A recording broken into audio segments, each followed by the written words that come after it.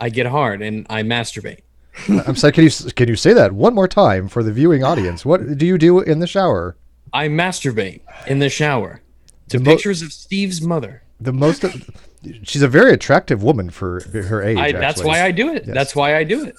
For 88, she's got it going on. And by the way, we all are going to talk like this for at least the next 10 minutes. This is our radio voice. We all want to sound like Glitch. Glitch, say something.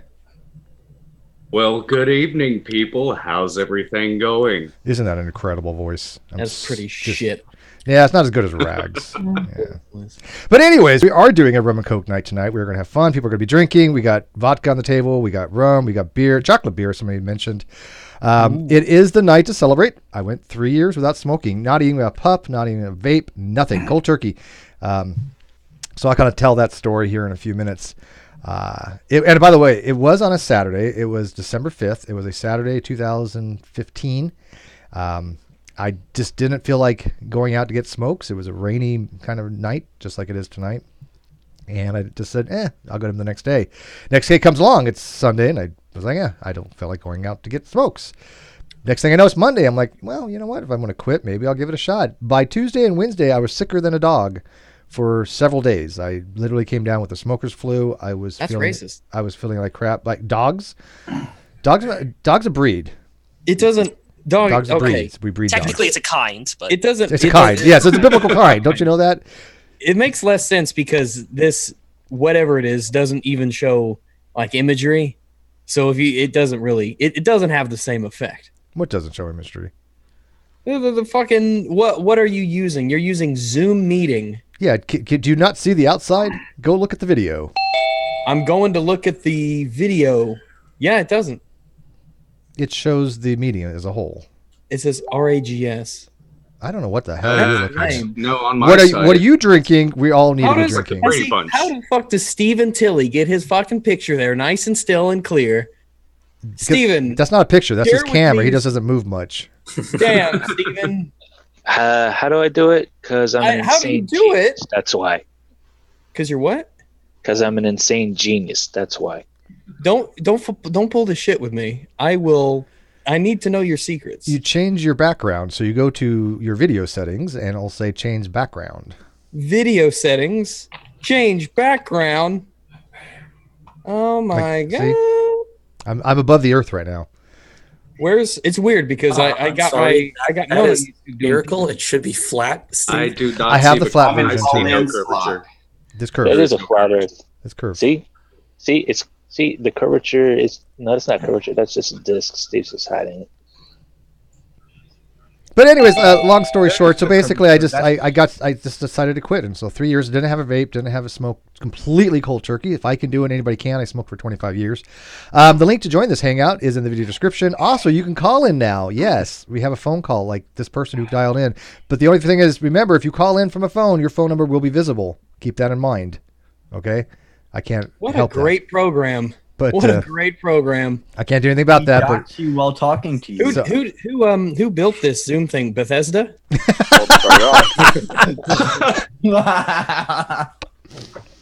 But it does allow people to have voice over IP, especially if they wanted to like call, because that number you can block numbers easily on that one if you get your number out. But anyways, who's calling in on a phone? Anyways, I'm curious.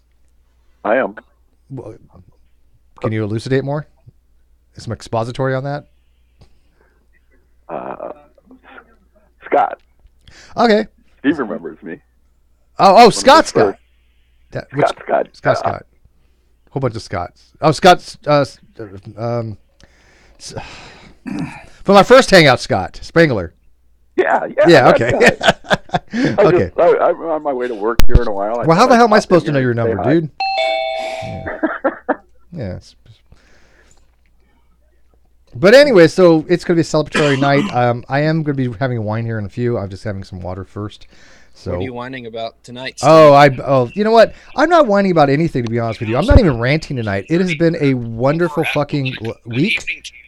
We have been just inundated with the most awesomest guests. We've been having great conversations. It's been really good. So I got nothing really to rant about, to be honest with you. But if you guys got rants, bring it on.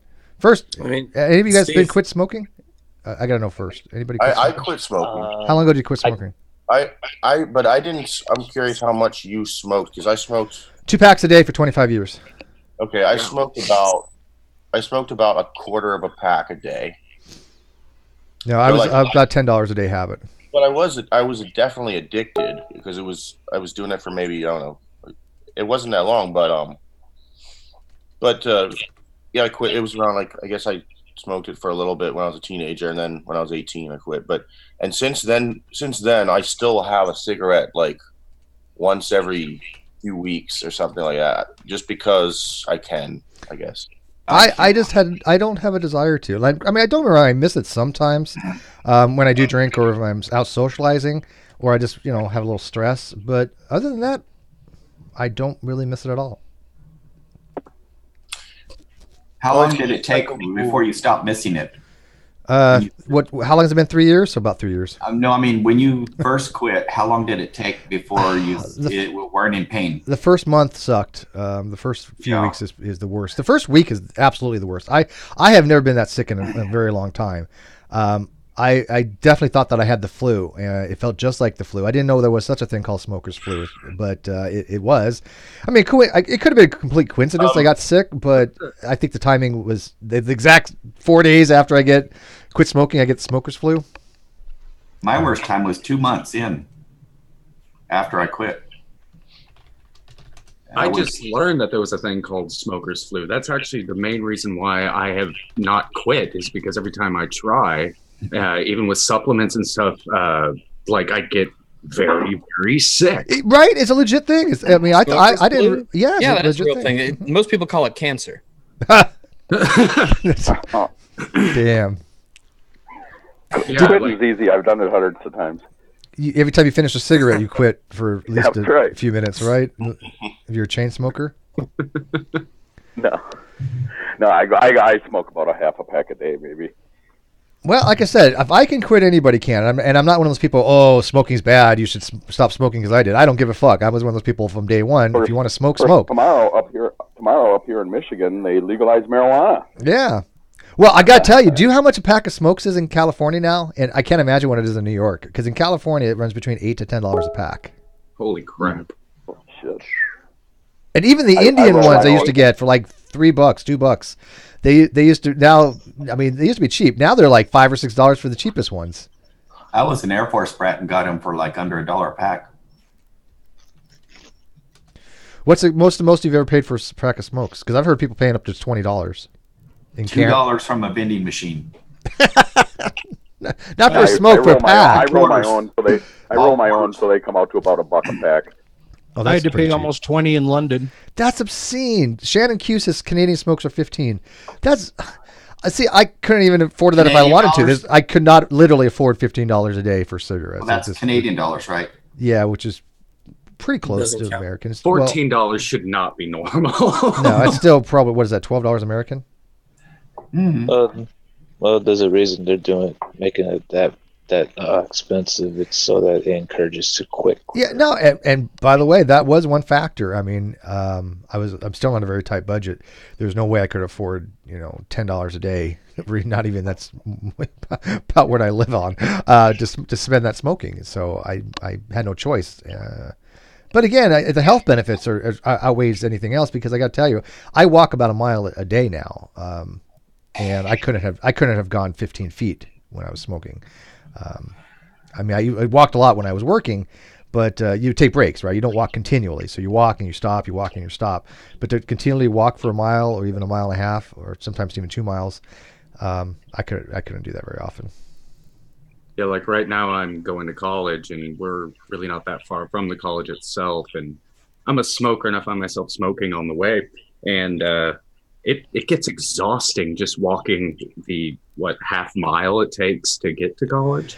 Yeah, it's a lot of work. When you're smoking, your body has to work like exponentially more difficult because you're not getting the oxygen you need. You're not metabolizing things as much. But again, I'm not one of those people to advocate you need to stop smoking. My thing is, if I can do it, I know anybody can, because after 25 years, that's a long time to just say, you know what, I'm done, and just quit cold turkey.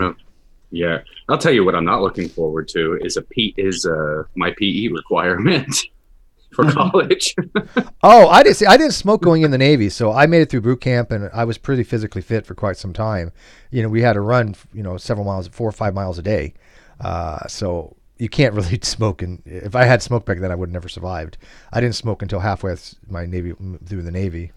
So you started smoking during the time you were in the Navy? Mm-hmm. A lot of people start smoking when they join like the Navy or the Army. Oh, it's stressful. Yeah. That's when my dad started smoking. Yeah, if I didn't have my cigarette breaks, I would have never made it through the military. Because it's the only time you're kind of allowed to go fuck off a little bit. You're like, oh, I'm taking a smoke break. Okay, nobody cares, right? Yeah, I've never smoked cigarettes. It's always just been hookah for me. But it's like every day. Yeah, I've learned something. People do not trigger Lawrence. That is a hookah. It is not a vape.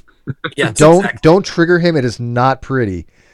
It's like me with agnosticism. We'll go fucking ape shit on you, right? So, what is a hookah? Well, you know what? That's a legit question. Lawrence, there you go. Explain it's what they call a prostitute in Canada. There's such cool words up there in Canada for things, right? Let's go and get a hookah. Bring back the hookah. My brother bought one of those at an auction a year ago. A hookah? Yeah, or a prostitute. $2. Well, yeah, that too. These are very nice up there. It was like it allows 4 smokers to smoke from one bowl. Yeah. See, that's those. I am a hookah connoisseur, and those hookahs are bad. They are demonstrably bad. One hose hookahs are the best because the airflow is just much better, and you're not like competing. I've done the four thing. This fucking hookah elitist. I'm not sharing my hookah with other people. Yeah, I've done the fourth hookah. Damn right I don't. It's my fucking hookah. I wouldn't use it anyways. I mean, I went too much pain to quit smoking. I quit smoking about 3 different times, and every time was painful. It sucks, right? No vapes. Vapes is a gateway. The worst thing is having a pack of smokes laying around the house. Somebody else leaves a pack of smokes, and I don't throw it away. Did you go through smoker's flu too? No. To quit, I couldn't quit on my own. It was a smoking cessation class that was actually funded by the multi-million-dollar class action against the cigarette companies. So if you're paying taxes on your cigarettes, you paid for my smoking cessation class. Thank you. Oh, there you go. Some of it does go to that, yeah. That's what it took, and it was a combination of stuff. And I think the one thing that was most effective for me wasn't like, oh, it's so unhealthy. Look at all these unhealthy people. It was how the big business is screwing you, and I want to stick to the man. So I did that by not smoking. Yeah, most of cigarette cost is taxation. I mean, it's just huge amount. Well, it's just the cigarette companies. They design the cigarettes to be addictive. It's a business model to take all your money, to control you, and I think that was the biggest thing that helped me quit. Dude, I will be the first person to say I was addicted to smokes. I have no qualm saying that. If people that smoke don't think they're addicted, they're out of their fucking minds. Of course I was addicted to cigarettes, psychologically and physically. No question about it. I mean, and I knew that all the time. And I had tried to quit before. I quit once for almost a year, I think, 6 months to a year. And I should have never started up again, but that was a very, very long time ago. But isn't it like the most addictive drug there is? It's up there. Yeah, it's up there with heroin. Yeah, it's up there with heroin. How's it compared to cocaine? Caffeine. My favorite heroin is Wonder Woman. It's nowhere She's near as amazing. good as cocaine. How about sugar? Oh. Would you snort cocaine? Would you snort cocaine off Wonder Woman's ass? Because I probably would. Like you have to ask that. Like it's a question. Like there are people who would say no. Yeah, I was gonna say, is that just a given? Like, no, that's a temptation. I would not go near that foul woman. I would never smoke cocaine off a Galdo's. That thought with a lasso. I was so afraid of cocaine addiction that the 2 times that I snorted cocaine, I snuck to the bathroom, filled up a sink full of water, and inhaled water through my nose to flush it out. So I still don't know what cocaine's like. Manifold goes, Kyle might say no. I'm like, motherfucker, Kyle be the one offering it to you. He'd be like, hey, I got this hooker with some coke on her ass. You want to snort it? Yeah, I do, Kyle. I would, but I'll go to the bathroom again in another minute. Man, it's not good cocaine if you remember what it's like. You guys heard of snuff? Yeah. Like snuff porn? No. Snuff comes in a little container and you like the little tins in the 18th centuries. Yeah. That's what I'm talking about. What is that? What is snuff? It's just tobacco powdered, like cocaine, and I actually used it trying to get off. I was using it trying to get off of trying to quit smoking, and it was a particular type of snuff that they use in Britain. Apparently, like there's containers of snuff in the London Palace or whatever, but it was a rose flavored one, and you just take it and you put a little bit in each nostril, a small sniff, and it's supposed to take away your cravings. It didn't do a damn thing for me. Is it still just tobacco, or does it have like little like illicit drugs in it? I'm pretty sure it's just tobacco. No, it's totally legal. Snuff is legal. Oh. No, I never tried snuff, but I did try tobacco, actually, like chew tobacco when I was in the Navy. I only tried it maybe a couple dozen times at most. I was not a fan of it. I always got sick to my stomach with chewing tobacco. Yeah. My wife would divorce me if I tried anything like that. It's way worse than smoking. Way worse. Well, Steve, I'm gonna take off here. I just popped in to say hi, and nice guy. Appreciate it, man. Don't be a stranger. I'd try your phone out and see how that thing works. Yeah, like I said, you can phone in now for this. We have a paid thing for Zoom, so you can phone in again. It shows your phone number, so be careful. But if you don't care about that, then I don't give a shit. I can I use Fire RTC, so I can change my phone number to anyone's number. Cool. Not mine. I'll call in with G-Man's number from now on. There you go. I don't really subscribe to G-Man, but every so often I'll see some feeds come up or something. Yeah, he's an idiot. Yeah, and he isn't worth the hassle. I didn't know he was still around. I hadn't heard. What is he up to lately? I saw something on. Since he did that doxing thing, I have not gone to his channel. Like I said, I don't even watch his stuff. I just see it come up here so often. No numbers from me ever again for that moron. Something about theistic evolution. Special. Yeah, he's really still got a hard on for evolution. But yeah, no, he did doxing. He did other things. He's just a very he's duplicitous, disgusting person. And he's an anti-evolutionist. Oh yeah, he's an anti-person. Yeah, he's also a death peddler. I'll stop in some more later on, or I'll try to pop in here more often. Please, yeah. But it seems like somebody who's just outrageous, just a good attention. It doesn't matter. When you're putting out information that can kill people, I don't want you around because he's a death peddler. He tells people don't have chemo, don't have radiation therapy, and there's going to be people out there that don't know about these topics. They're going to listen to him for whatever god-awful reason, probably because of mental deficiency, and they're going to stop, if they do have every cancer, they're going to think back and go, oh, well, G-Man said I shouldn't have chemo or something, and therefore I should eat apricot seeds and I'll be fine, and some shit like that. So I don't want to give him a platform. On turpentine. Yeah, no, if he wanted to suck down some turpentine, I wouldn't be stopping him, so. Well, didn't Non Sequitur have somebody who said drink your piss? Oh, more than one, yeah. Yeah. Okay. Jeez, G-Man got dark for me just now. Yeah, I had no idea that he was doing the whole anti-meds thing. Oh yeah, B17. It's a vitamin. No, it's not. It's good for you. No, it's not. All right, have a good one, Steve. I'm out of here. Bye. Yeah, look at Rags. He figured it out. Oh, I did. It is the most complicated, ridiculous, silly. I swear to fucking God. G-Man needs to do jelly juice. Well, it's amygdalin, and then it breaks down to cyanide, hydrogen yeah. Amygdalin? Oh, I met her. She's nice. She's a really cool chick, right? I think she's not a hookah. She's not a hookah now. Got to make the money, Got to make ends meet. Hey, man, it bought her a house. Don't judge, man. Hey, you know what? If I had $100,000 for anal scenes, I'd probably give it some consideration too. So, they make bank. There's always a market for that stuff, Steve. So if you ever wanted to, dip your toe into that market, you certainly. It sounds like you've got some experience in that field. Anal.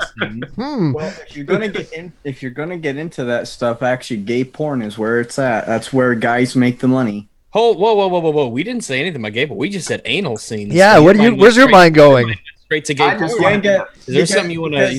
Because you tell us? No, it's okay. There's a difference. guy.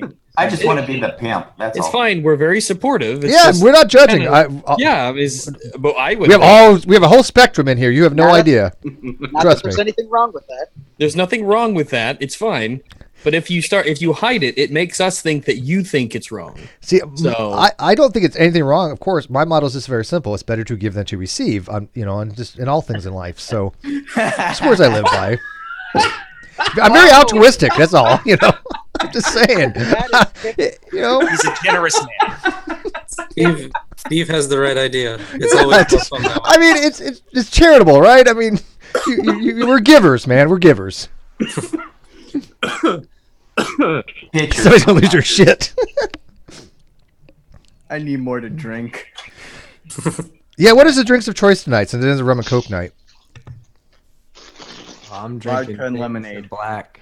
You're drinking. Okay, so we got a vodka lemonade, which sounds really pink lemonade. Yeah, that sounds delicious. Actually, Pink lemonade's so good. That does sound really fucking good. And I gotta ask though, what kind of vodka? You drinking like a Russian vodka? You drinking a piece of shit vodka, Citron? All I know is I paid like $35 for it. Oh, that's not bad for a bottle of vodka. I mean, for a good bottle of vodka.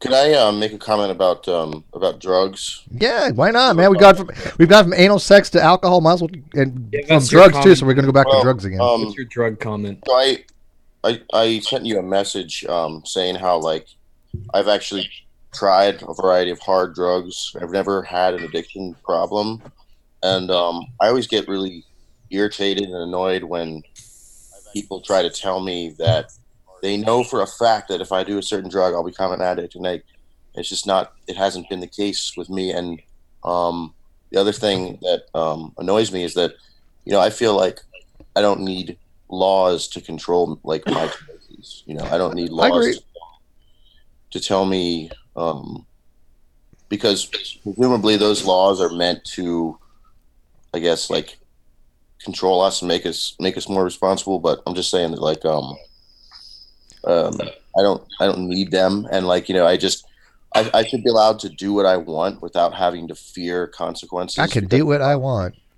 No, I'm against the look at I'm for legalization of most drugs, and the reason I'm against this criminalization of it is many reasons, but mostly one, it overcrowds the judicial system and the jails, and I'd rather keep a person that is a violent offender, a rapist, a murderer, those kind of people in jail than somebody who wants to fucking get high on any kind of drug. I think that's ridiculous to have incarceration for people that have drug related offenses. It makes no sense to me whatsoever at all. Unless you're selling to kids, right? And then go to fucking jail. But I mean, if you're selling to adults, I don't give a shit. But yeah, I agree with you on that, by the way. Yeah, I think also the vast majority of issue. drug users are non-violent and don't really bother No. Adults exactly. really don't care. I think the internet keeps telling me that if you want smaller government, you're a racist. So I don't know, man. The internet tells you a lot of things. You It does, get doesn't some it? weird shit. You and Ian, I don't get it. You guys have the most bizarre fucking crap that you have to deal with. I'm so glad I'm not involved in that whole NPC world of your guys's. It's a bad place. It is a It's bad, dark horrible place. You got to fight the good fight, or else they'll take away your marijuana. Now, my thoughts on this are, I think all drugs should be legalized, taxed, and regulated. Yeah, like I said, I have no problem if the government makes money off of it. Yeah. Every state around me marijuana is legal except for mine, Idaho. Every state. Yeah, Idaho, North Carolina, they're not, and a couple others, but they're lone holdouts. And Idaho borders more states than anybody else, and still just about every state is legal. Colorado Biker Pepper, what are you drinking? And by the way, you can't see it, but the outside can see that I got a 4-course system, that board. That was from Colorado Biker Prepper. So I'm actually using this AMD Phenom 2X4 965. It's a really good board, by the way. I'm very impressed by it. Well, And I can't we also treat think that prostitution should be legal too. Well, yeah, I think they should get vouchers for it. I mean, literally, I think they're a hell of an incentive program. Let's get vouchers for hookers. It should be a charity. Fucking Yeah. people for free this whole time. Well, they do. can't we just treat drugs like pain medication? Just don't operate heavy machinery while you're doing it. Well, Frank every Zappa company was- does like drug testing anyway, so So Frank these vouchers. Zappa's presidential points was to legalize prostitution and charge all churches for back taxes. That's a vote winner. So, Steve, back to these vouchers you're talking about. Are these for HUD hookers or just every hooker? Well, I mean, it's one of those things. Do you want quality or quantity? I mean, if you want to get enough hookers for everybody, you're going to have to sacrifice something. It's kind of like single payer, right? Well, you could just put the money for one single really big hooker. And you could all share that one very large hooker. Well, they just legalized a brothel that is nothing but sex robots. Yeah, cool. Yeah, well, that's a real thing. Whatever you're into, man. Yeah, well, not me, you know. No, it's you. No, it's an interesting concept. I like robots. What makes it automatically projecting? What makes that any different than a real live sex brothel? I mean, it's only different from one. Not as quiet as a robot. Well, what I'm saying is it's only different from the receiving end. The giving end, you're both still getting the same pleasure, the same. I mean, obviously, it's when you say the receiving end, what do you mean? Well, like when you stick the robot dildo up your ass. Oh, okay. Because in my place, that's a manually operated device, and I'm the manual. So. Well, that's what I'm saying. The only thing that changes is what's getting fucked. You know, I mean, like literally. I don't need batteries to fuck myself. I think that's where I draw the line. In the immortal words of George Carlin, selling is legal, fucking is legal. Why isn't selling fucking legal? Legal. Yeah. Yeah, no. If a woman wants to make some bank out of it, I got no issue. Yeah, I'd make some bank off the spank. Yeah, boy. I am recording 2 pornos tomorrow because I do that to make more money than the YouTube stuff. I mean, if I could make money out of being a hooker, I probably would go at it too. Maybe if you could make money being a hooker, don't sell yourself short. Oh, I appreciate that, man. Thank you. Sell yourself long. Would you give me a few bucks? What? Oh yeah. I thought we were closer than that. Yeah, I'd give you a discount. I have a group rate. A discount? Fuck that. You could do sex scenes with philosophy. You just have like a philosophical beginning and then a sex scene. Yeah. Yeah, it's like, hey, Steve, that's you want to new. have sex? Why? I would do it as capitalize on the marketer. I would do it as a business model because I mean I would have like a buy one get one free. I would have like a good return policy. I would have the best return policy you could ever imagine. So you're gonna squeeze the comeback out on their face? He spits. It doesn't wait. That's not reusable. Wait, I'm confused here. That's not reusable. There are some things that when I give, I don't was reusable. It's a gift. Weird. It's like that's rude to give it back like that. I think it's called snowballing. Snowballing. Yeah. Snowballing. Well, this is getting demonetized. Yeah. I've got a demonetization story that's actually kind of interesting, and you'll listen to it. So, I went to the YouTube Gmail thingy, their email, and because I was thinking about getting that silver play button because I forgot it existed, and they said, okay, yeah, give us your address and all that stuff, So while I'm sitting here waiting for my silver play button, and they said, well, while we're here, is there anything else we can help you with? And so I was like, yeah, you guys demonetize videos a lot, and it's really annoying, and it like impacts the money I make. Could you do something about that? And they said, yeah. What video of yours was demonetized that we need to look at? And so I'm like, well, I'm here. I might as well let them know. So I said, the last video I did, it's got about 540,000 views, and it's demonetized. And I didn't make a single dime from all that.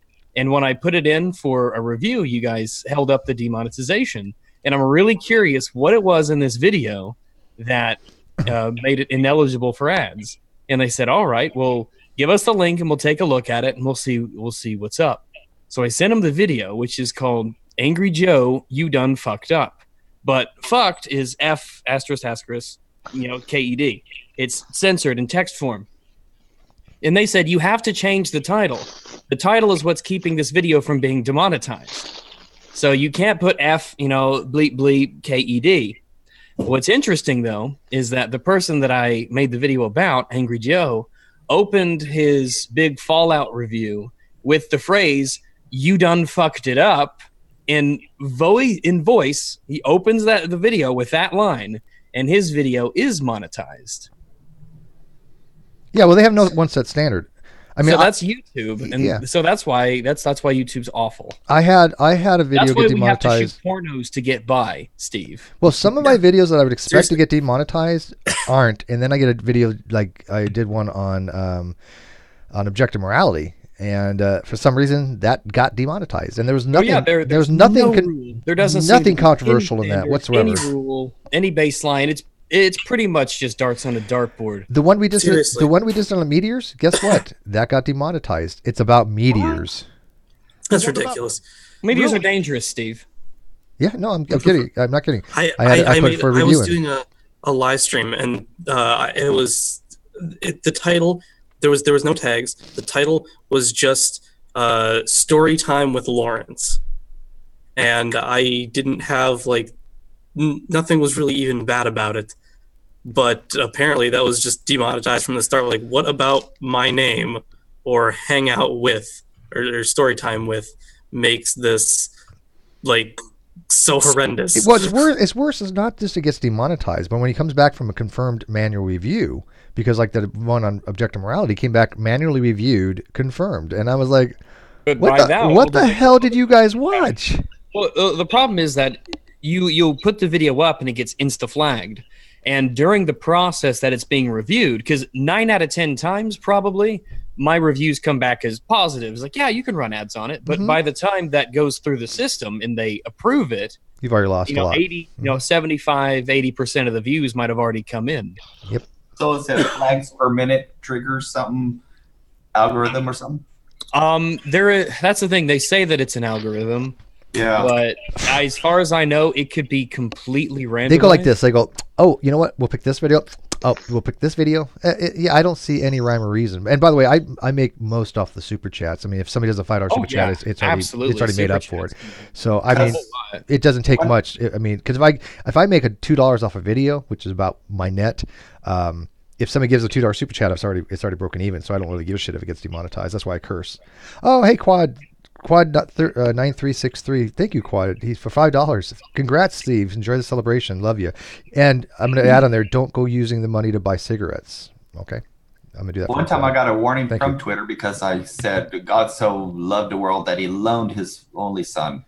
Oh. Well, loaning people is slavery. Yeah, that's slavery. All right. Loan people. That's what it was. That's okay. I'm glad Here, have my son. You can keep him for a couple right. 30 some odd years and then give him back when you're done. I won't spread that kind of hate anymore. Can I ask a question real quick? Rags, when you make your video, okay, great, because I had two. I was leading with one, but I really had two. Oh, there you go. Planning ahead. Yes. Now, when in your videos, do you actually cuss, or is all your videos just... Oh, I swear. Oh, yeah. Okay. He's got tits in his videos, too. I know furry tits. I know not to swear now, because swearing in a video can actually hurt the way that YouTube puts you in recommended feeds and stuff like that. So I'll try not to, I'm making videos again now, and I'm going through, and when I'm writing some stuff out and doing bullet points and talking, I try to avoid swearing because it can actually hurt viewership. But you have a bigger concern of that. This channel here is not a huge channel. Oh yeah. My audience is a very loyal and dedicated. Yeah, it affects your SEO. I mean, because when they say, on the site, it'll say, this video is recommended for you, kind of thing.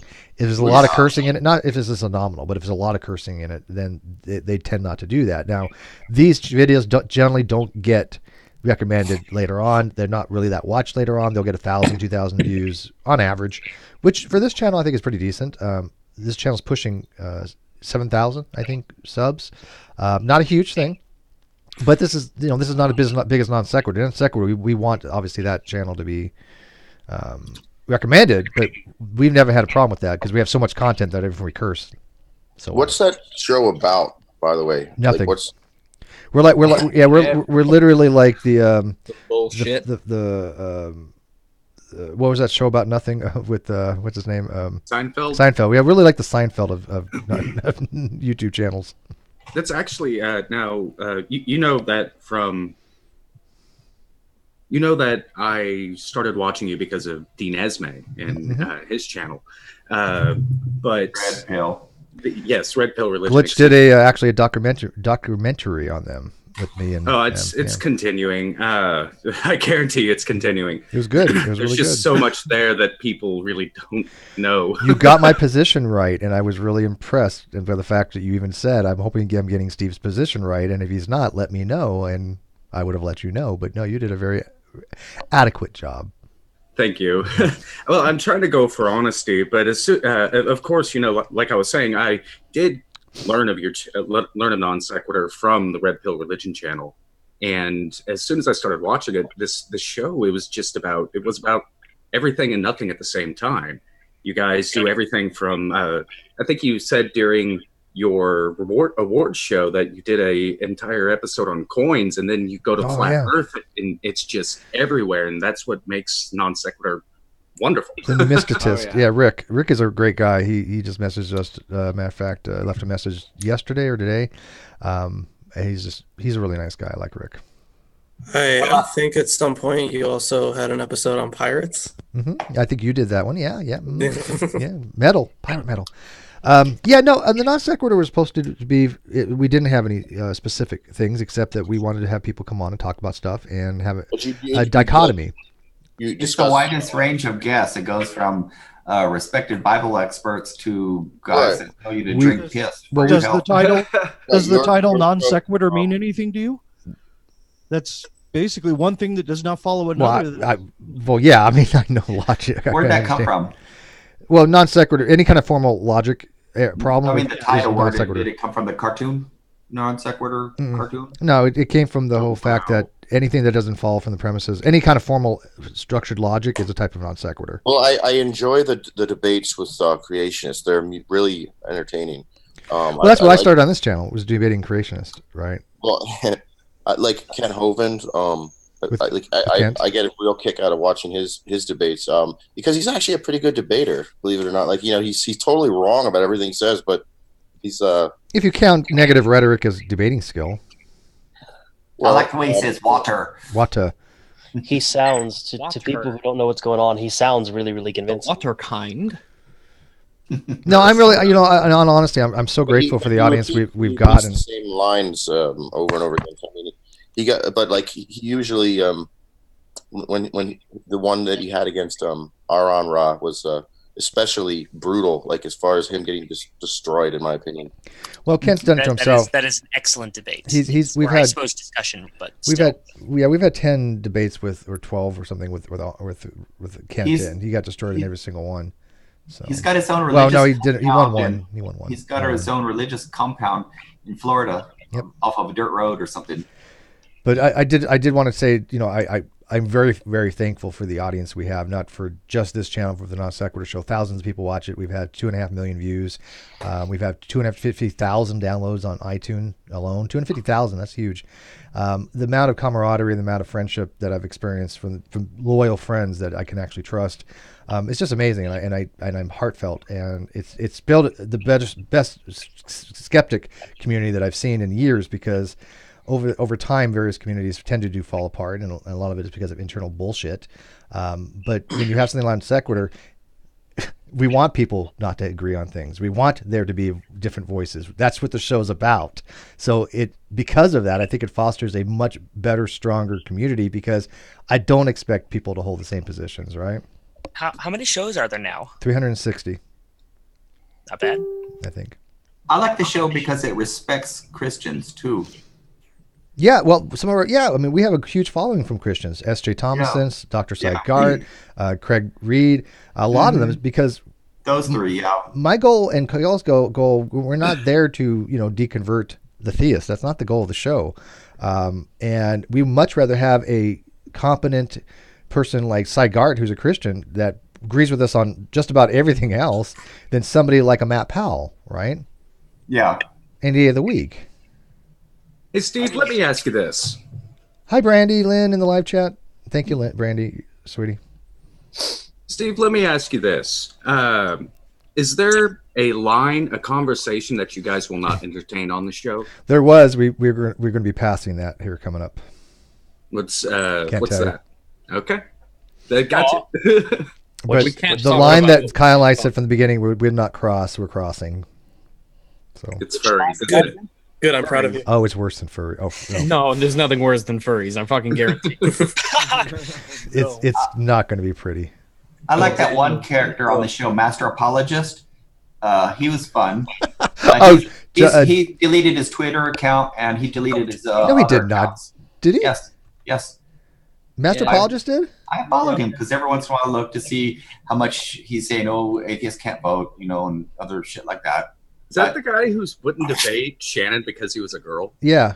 And he doesn't want to debate alone because he wants Joshua. to debate with Andrew whatever his name is. Yeah, Andrew Stroll, whatever. Yeah, he's a good debater. Honestly, all I want to see is Kent Hovind or someone like that go up against a flat earther. That's all I want to see. Wow, you're right. Joshua doesn't come up now. Well, Kent won't come back on the show, will he? Maybe. No. Probably not. I think he deleted his Patreon account. Why did he do this? Tell me more. Followers. Why did he delete? What happened to the Master Apologist, Joshua?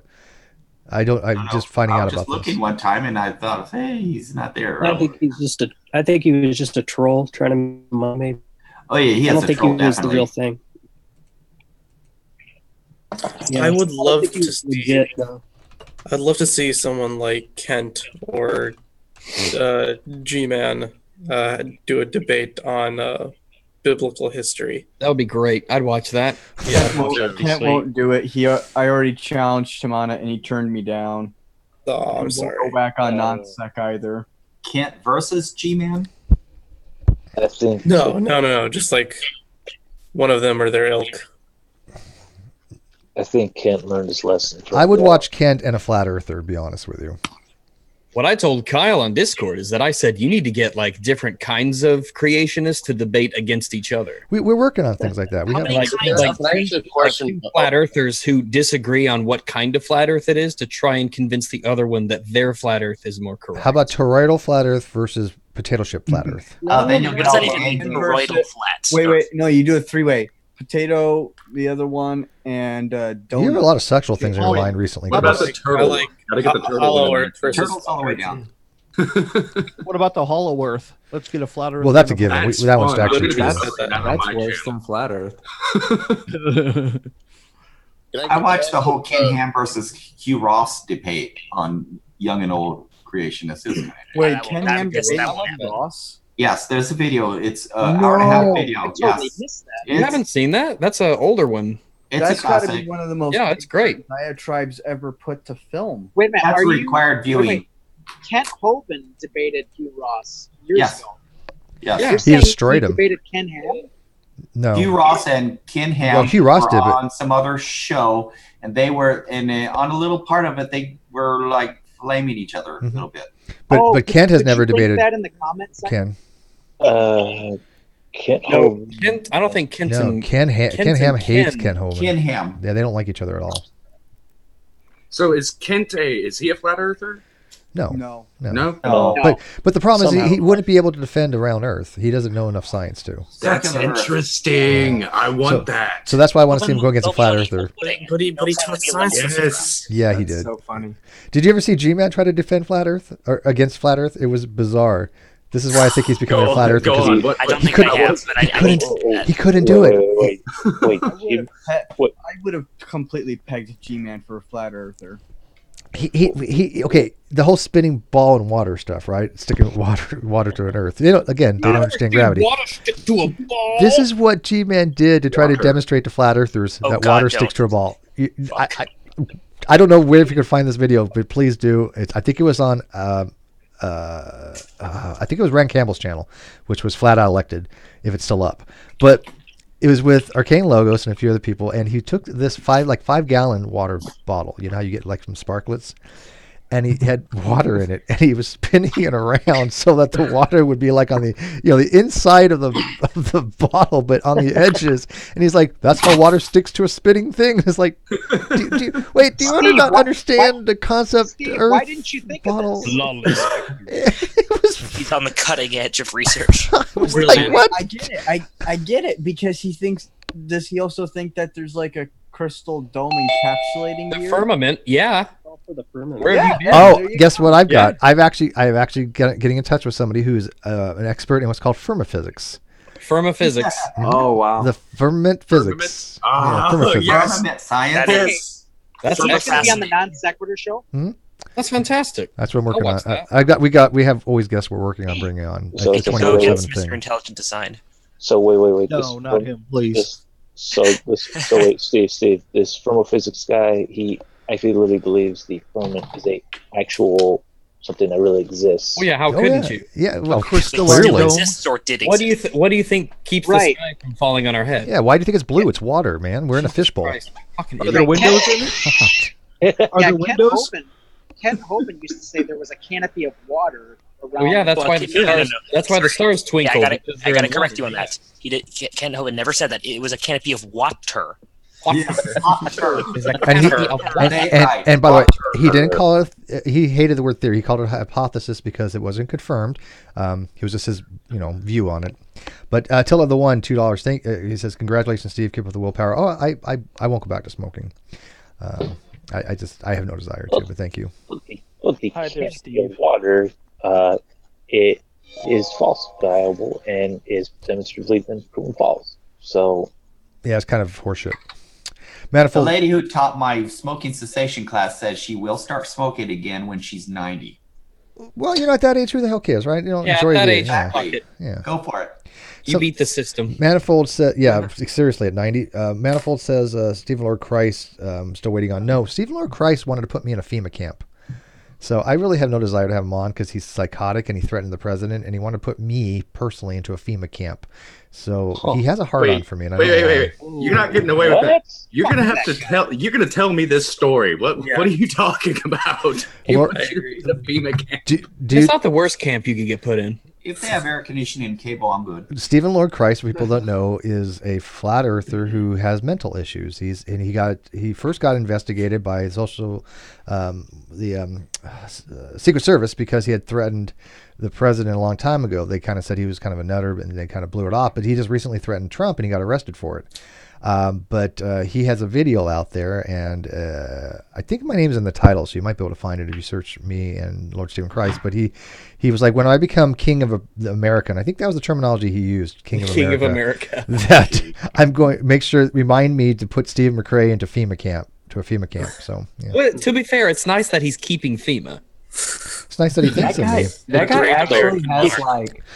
Look, I have a standing rule. As long as people are talking about me, go for it. I'm happy, right? If you could be the craziest son of a bitch on the planet, like Stephen Lord Christ, as long as I'm on his brain, as Hovind would say, I'm living there rent free, right? I don't listen to his shit. I don't listen to a lot of people's stuff. I don't give a fuck. People talk. Guess who talked to you last Sunday on Atheist Experience? Yeah. Well, and when people have brought that up, I have no qualm with Matt. He does what he has to do. I mean, I know people that know him, and I know people have talked to him, and he is going through a lot of stuff personally, and I don't want to exacerbate that at all. I have no intention of calling in. I have no intention to calling him out on it. I know he's dealing with a lot of stuff, and I wish him the best. I think he understands it. I think we just have a differing way of looking at things. That's all. I don't think he has any kind of real major mental issues or as far as like conceptual issues. I think he understands it just fine. I think he just looks at it from a different perspective and says this is the way I want it to be. And maybe some minor stuff, but I don't think we're really that far apart, to be honest with you. And so I just don't feel the need to go down that line. I mean, he's a good guy, and he does a lot of great work. Asandring, $50. Wow, thank you, Asandring. He says, if you save up all my super chats, you'll have enough to try Johnny Walker Blue Label. It's very good scotch. Check that off my list. Yeah, that's good stuff, man. I've had Johnny Walker Black and Johnny Walker Red. I didn't know they make a blue. It's like the smoothest scotch. Yeah, it's really good. Got some Johnny Walker. $150 a bottle. Holy shit. Yeah, it's expensive. Yeah, how about can I get the black instead? Is that close Double enough? black's good. If you can find double black, it's not that much more than just black. Oh, that's only $30. Yeah, it's not bad. Oh, I can afford that. Yeah, because you just sent me $50. Sure. You should try Balvenie. It's more smoother. Can I go for the black label there, Sandra? Oh, careful on the music. Sorry. Gentleman Jack. I've had Gentleman Jack. I've also had Maker's Mark. I've had Early Times, Old Granddad. I mean, are you a bourbon guy then? I like bourbon, but I like it. I'll take single malt. I take blended. I don't know. When I was in the military, what I drank was Jack. Jack was my drink of choice, and I go through a fifth of Jack Daniels in a weekend. Friend of yours? Oh, me and Jack were tight, man. I hear that happens in the military. Jack Daniels in the military, it can be your best friend or your worst enemy, and probably both at the same time. Yeah, be careful. Same with bourbon, though. You got to be careful with that stuff. It sneaks up on you. If you're used to Scotch, it's dangerous. I like brandy. I'm weird. Brandy's not a really great straight drink for the most part. I know a lot of people highbrow like, I have a brandy sniffer. Brandy's not that great straight, but brandy mixed in a coffee with some cream is delicious. It's absolutely delicious. I can drink it all day long if I wanted to. It's so good. I got brandy as a care package in college. A bottle of Courvoisier and a box of homemade cookies. Mm-hmm. Oh, I have Courvoisier. I actually like E&J brandy. E&J brandy in coffee with a little bit of creamer, like a French creamer, and some sweet and low. It is. You killed it with the sweetness. I like it sweet. I like it sweet. Sugar. Yeah, I'm not into sugar. My dad was diabetic. I don't like eating sugar as I have to. That'll do it. I don't eat a lot of refined sugar. Yeah. I'll have Twinkie now and then.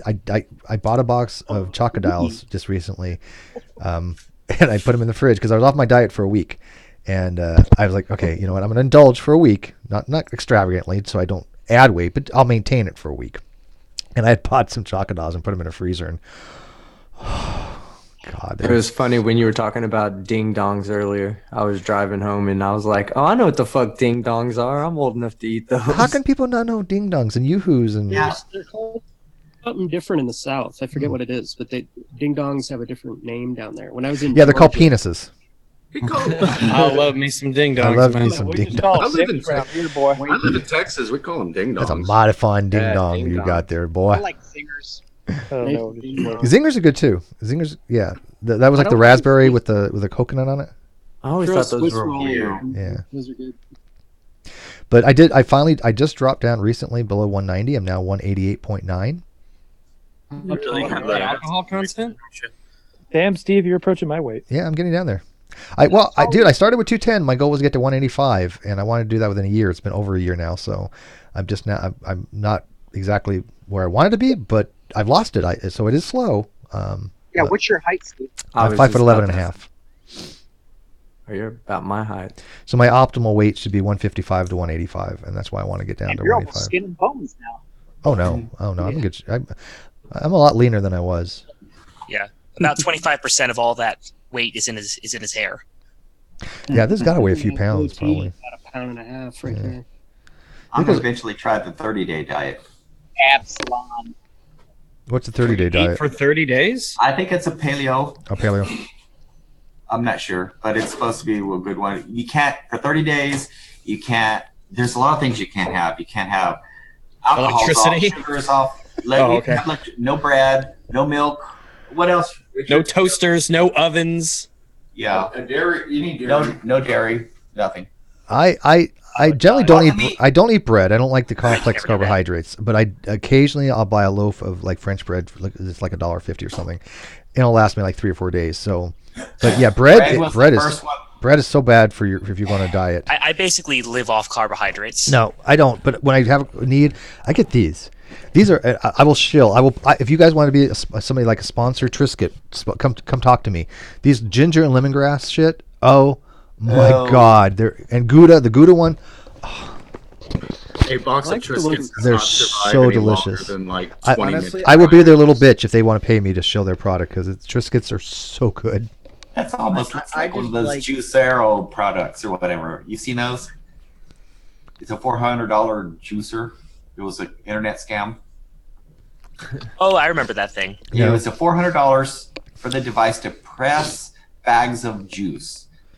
And I'm watching on Netflix.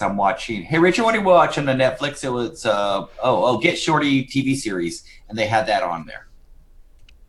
Making fun of it. So I have not heard that. It makes pressed bags of juice? Yeah, basically the company makes the bags, and then they give you the thing to squeeze the bags, which makes the juice. Oh, and it's you could do it by hand. That's you could do it pretty by hand. silly. It's Wi-Fi enabled, and it won't even work until you hook it up to a Wi-Fi. And if your bag of juice is over 8 days old, it will refuse to squish it. Yes. Because there's a code it reads on the bag, and if it's past a certain date, it will refuse to make juice for you. Yeah. Talk about a capitalistic idea. Google it. It's weird. It's Juicero. Just Google it. It's weird. What if I wanted to drink spoiled juice? And you have to squeeze it by hand. Yeah. I like things squeezed by hand. That's true. Mm-hmm. Which nothing wrong with that. $400 less. I've had to pay $400 to have things squeezed by hand many times. Yeah. So it's okay. Yeah, but would you rather have your juice squeezed by an amateur or a professional? You know what? The amateur tries harder. I don't know. Well, that's because he doesn't know what the hell he's doing. The professional has technique, though. That's true, and technique don't come easy. Yeah, technique. Sure, it don't come I'm easy. telling you, Well, an amateur that wants to make a good impression. Maybe he's really Amateur tough. house surprises. Yeah, he might like fuck up in extraordinary ways you didn't expect. Ocean's an amateur. He's got skills. It's a risk you got to take. He might while doing it like accidentally twist in 2 different directions. I got skills in what? Whatever it is you got skills in, man. Squeezing, Squeezing. baby, squeezing. Squeezing Are you, juice back. Ocean, are you more of a one-hander or two? I just throw my elbow into it. Yeah, get the. It's all on the wrist. Just hook it in the inside of your elbow. That's a good. No, not hooking it inside. You gotta just like go whip to it. Yeah. Dr. Zaya says, "Do you remember your first hand job?" I remember the first girl. Her name was Lori. First blowjob. You gave her a hand job? Yeah. I didn't know much back then. I was very confused. I was like, is this supposed to be this way? But that shit works for me though. This is not what I seen in the pictures. I don't what? Yeah, I remember a lot of things. So I tried to forget as many things as possible. It explains the I alcohol. still talk to a girl that I was the first person to ever like take care of her, and she had told me that she has literally have gauged every guy since then on that kind of skill that I had, and this was like I was at 17 and it was in my sauna, and I still talk to her this day. So what does that tell you? What does that tell us, Steve? He was the manages master. to keep in contact with every single person. I have all the. She actually told me, she's like, Steve, your biggest mistake was not taking me to prom, and I was like, fuck. I was like, yeah, probably. She was a cutie. She was a real adorable cutie. Hey, I gotta bounce because I gotta get ready for my finals for tomorrow. But it's good hanging out with y'all. Catch y'all later. All right, thank you, buddy. No problem, man. Steve, I gotta go as well, but I promise I'll check in on Christmas Day and New Year's. Yeah, don't be a stranger. And like I said, thank you for all the help that you do on the wiki. If people don't know, the Great Debate Community still has their wiki. It is open source. Anybody can go edit it. However, there's like 4 people that will roll back people that vandalize or say stupid shit, and it takes us literally half a second to do it. So Wait, and then how do you do it, Mr. Intelligent Designs page? he does it. He wrote all that. I know, but you said you have a Only he could do his accomplishments justice. Yeah, we figured that only he could write his own bullshit. Oh, that dude's wild. Yeah. But a lot of people don't know we have that wiki, and that wiki is pretty funny actually. There's some pretty good pages on that, especially Mr. ID's, G-Man's, Ronnie's. They're pretty good. I was unaware of it. I need to check it out. Yeah, I'm gonna give it a go. Unfortunately, I hate to be this guy, but I got a dip too. I got run a lab in the morning, which means I got to grade some labs for some people. So You mean sciencey stuff? You mean like dogs? Yeah. No, like it's like labs for college classes. They got me teaching labs, so like an obedience training. I wish.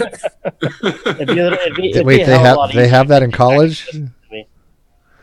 No, that would be too much fun. I don't want some retard teaching my dog. I mean, I have a friend who teaches BSDM. You know, she lives like 15 minutes away. BSDM, what's that? Bondage.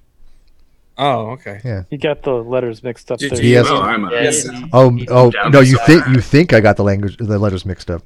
Yeah. We're agnostic. Right? Big dick sexual meaning. Yes, what it is, something. Nice saying. Okay. Cool. All right, guys, I'm gonna go practice that BSDM. Is it BS, BD, BM? I don't know. This tells you how not woke I am on that front. Oh, it is BSDM. There's a from a few years ago. She just moved back into town. She wants to do like this whole BDSM. She wants to have this whole BDSM relationship, and I'm like, okay, cool. But her only knowledge of BDSM is 50 Shades of Grey, and I was like, oh my god, no. So glad I didn't read that, but it sounds violent. You could never live up to Christian Grey. Fucking no. What happens if you're both? What happens if you're both dominant? It just never works. I don't know how. Well, I mean, you have to out-dominate each other. Work. Yeah, it can work if you're willing to do like a whole switch thing. Okay. What about this? What happens if they're both submissive? They both look at each other and go. Like that will never work. Nobody can hear you, Hills. Up in full body latex. Hang on. Hills has got a shitty connection. What you saying, Hills? Sorry, man.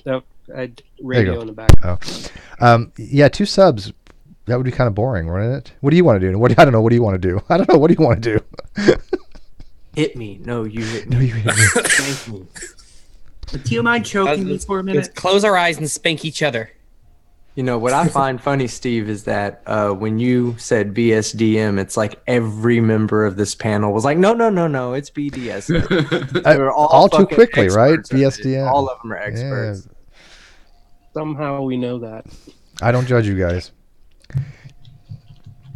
Attila for $2 more. Thank you. Switch life is best life. 2 switches equals all the fun. It's true. Again, I told my friend on vanilla, and she's like, vanilla's just fine. I'm like, it's okay, whatever. I'm okay with it. I just googled BSDM, and Urban Dictionary says that the definition of that term is a word that is used by idiots when trying to search for BDSM. That's right on. That's by definitions. You know how important definitions are, right? Like a stupidity detector. I think Urban Dictionary on par with the Stanford Encyclopedia of Philosophy. I think Urban Dictionary is prescriptive, isn't it? You gotta find out. That's a prescriptive dictionary. Yeah, of course it is. Yeah. I literally bought a mug from Urban Dictionary for the word "dirty nerd." Just because I didn't know they had that definition was really funny. I had a guy, Ocean, the other day that was on one of my videos. I had a guy the other day. Was he both dominant? Yeah, we were both vanilla. It was very unflavorful, but and he was telling me, well, Steve, you're wrong about your shit. Whatever, I get people telling me wrong all the fucking time. At this point, I don't care. You think I'm wrong? You think I'm wrong? I don't care. Unless you can show me why, I don't care. Unless you got a peer review paper, I don't care.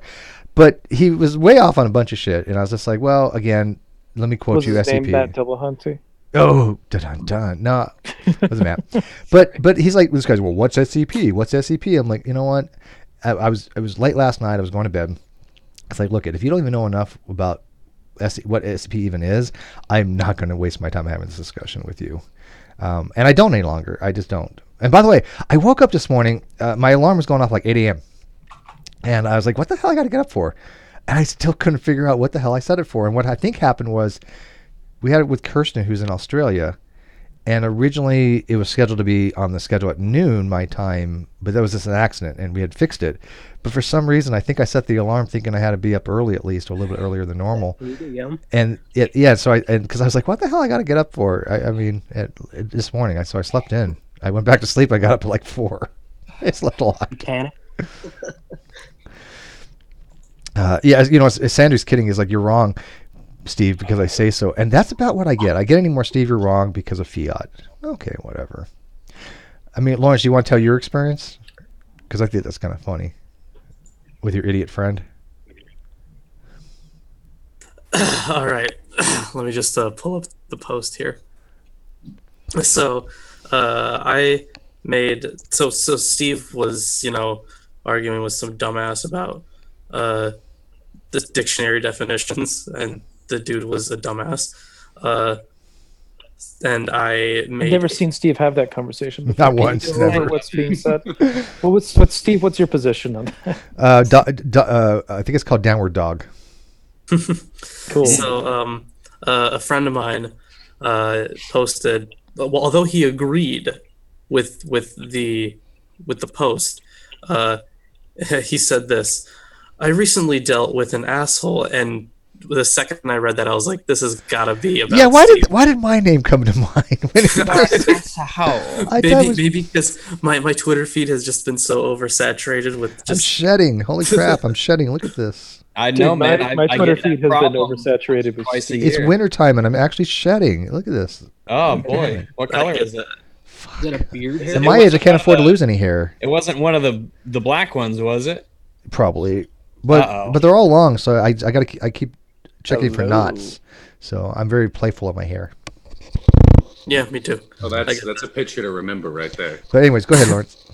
Yeah, so he said, I recently dealt with an asshole with too large of ego who claimed atheism was a worldview, but in his explanation did not actually link what he said as to why it was a worldview. So I quoted the dictionary on worldview and asked for a citation, and then he posted a screenshot of him arguing with Steve, as is tradition. As the way it should be. Yeah. And then someone that doesn't know you said usually when people claim that atheism is a worldview, they mean philosophical materialism, or they mean philosophical materialism is a worldview. And then this guy responds, he didn't in this case. He finally got around to explaining himself. And first off, he wants atheism to mean only God does not exist rather than lack of belief. But moreover, he sees that, wait, hold on, this is really poorly written. But moreover, he sees that to cause a collection of beliefs, like the belief that God did not make the world, that God did not do X. I find this silly, as it makes people who believe bachelors exist in a worldview, make people believe who believe bachelors exist a worldview.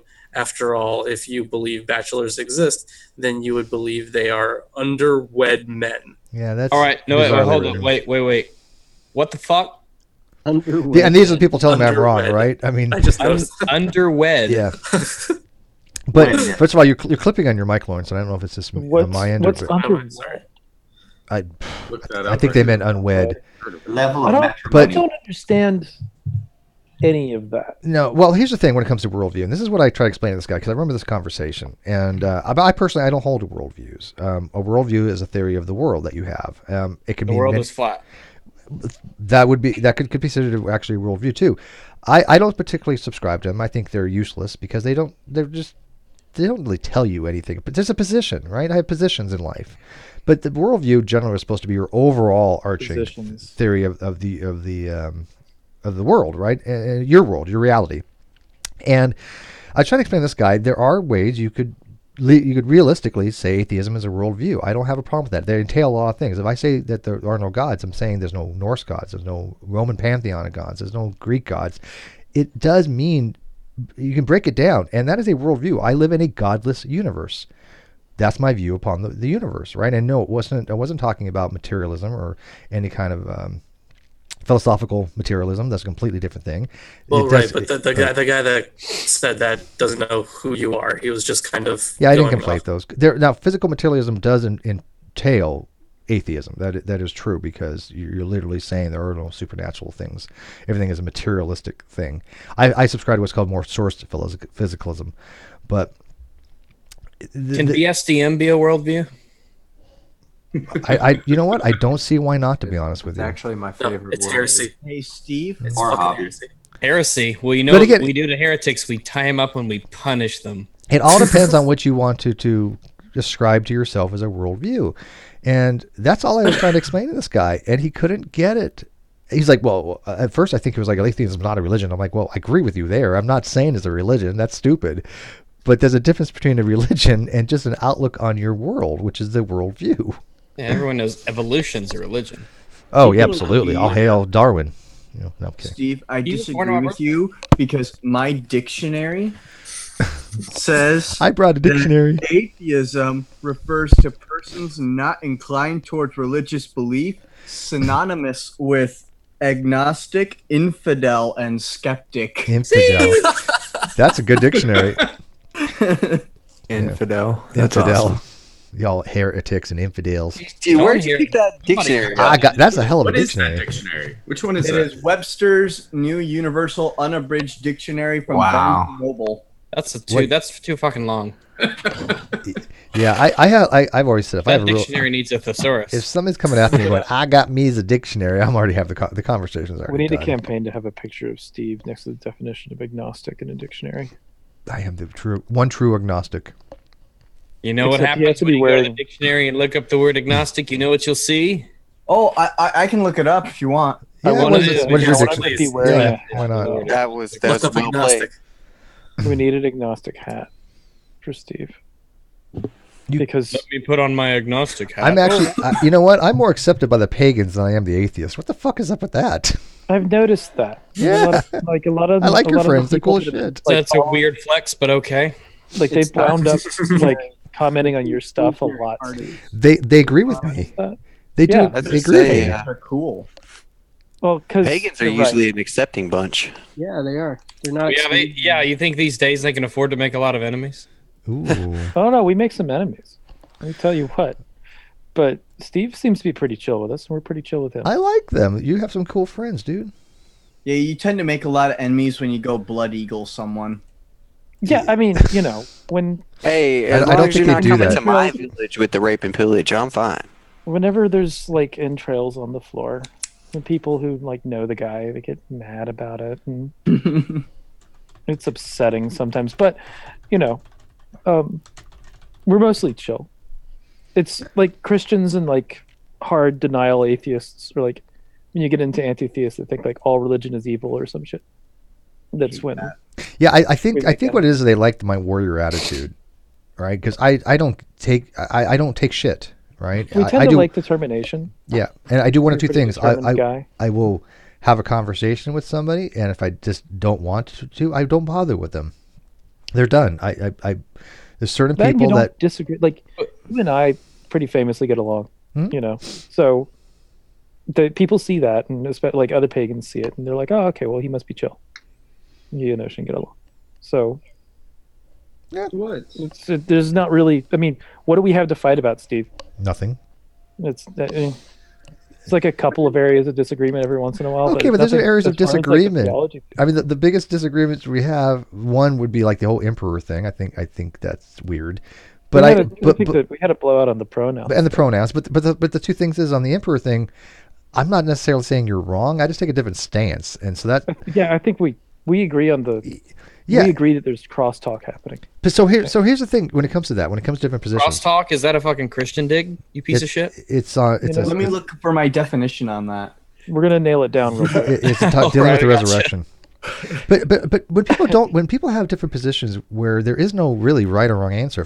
If I'm arguing for like materialism and somebody's arguing for non-materialism, if I'm arguing for realism, somebody's arguing for anti-realism, there is no right or wrong position. These are just positions you can take. There is no ontological truth to any of them, I don't think. So those are the kind of discussions I like because there is no right or wrong answers. What do you think makes more sense to you? Which ones do you find more compelling? But it's not like I'm going to argue 1 + 1 = 2 to somebody who thinks it's 3.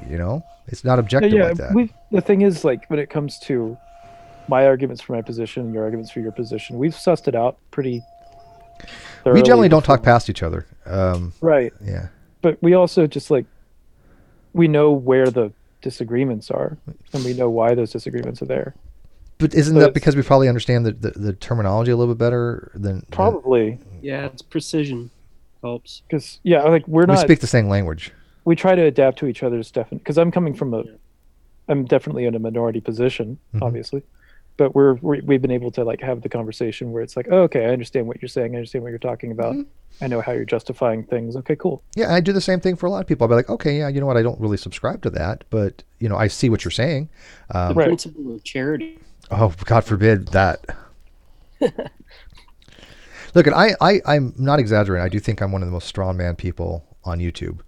I really do think that, and I'm not trying to be like a paranoid or something. It's just I've listened a lot, and people like Ocean doesn't strawman me, right? He gets my arguments, whether he agrees or disagrees. He doesn't ever sit there and argue something I'm not arguing for. Because if I hear one more person say, "Well, Steve says this and argues this," and I've never said it in my life, I don't argue for that.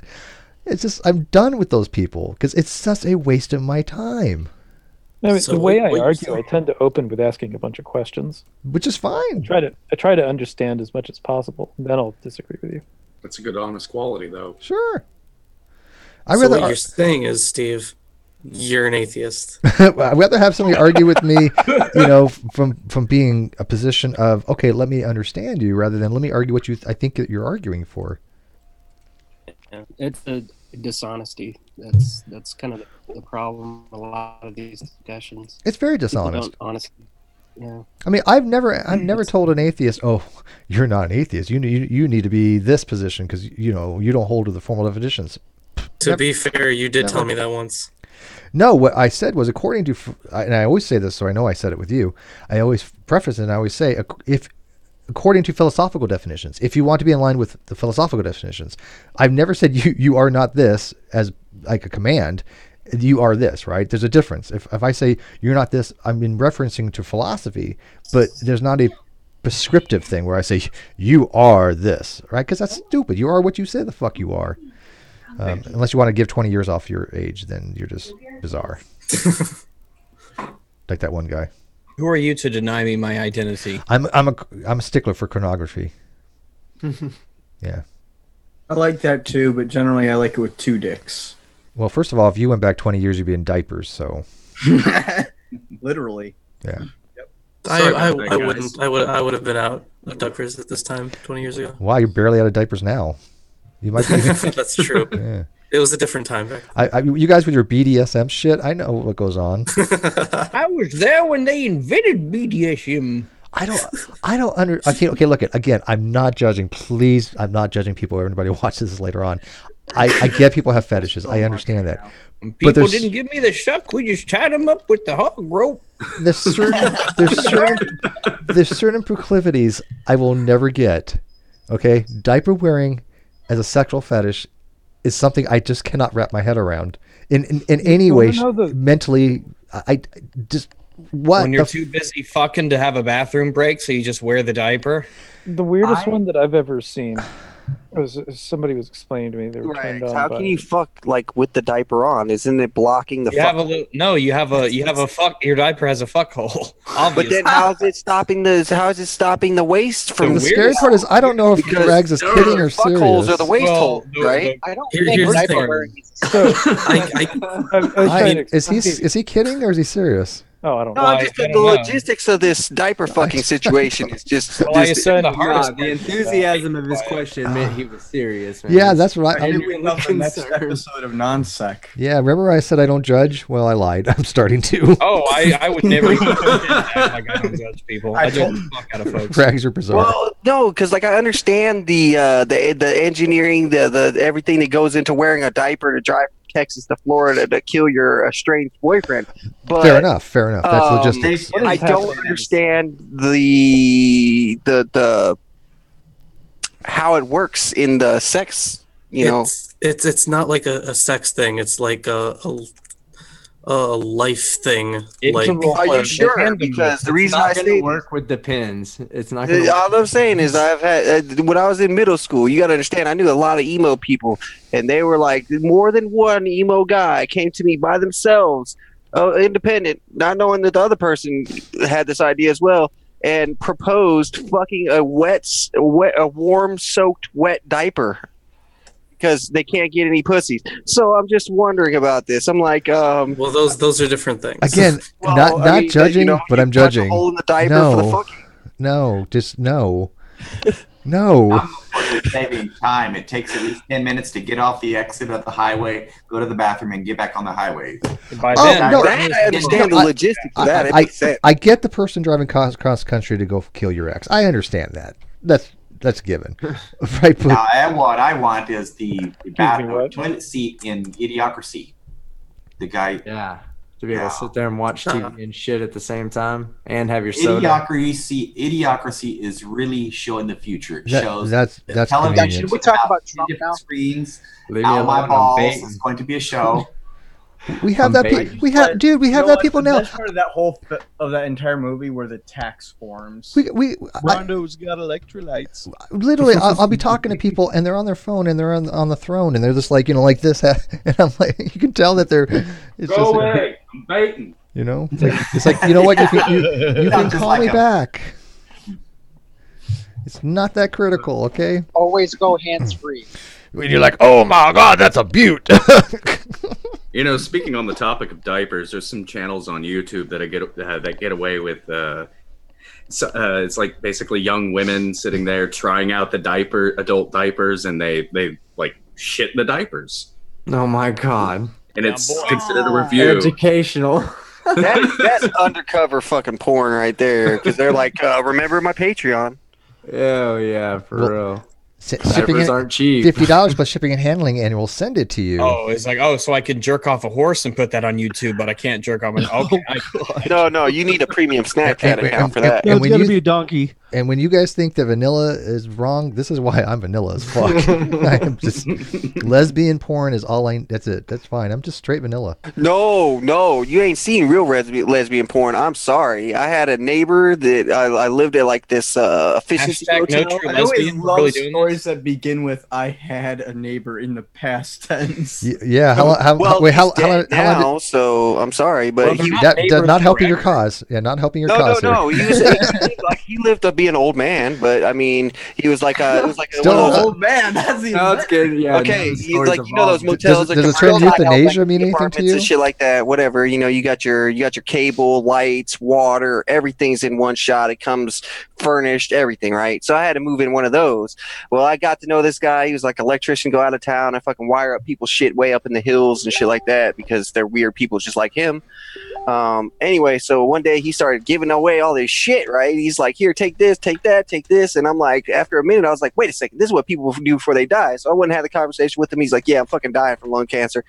It was nice to meet you, man. Nice to know you, but I'm dying. And a week later, he was dead.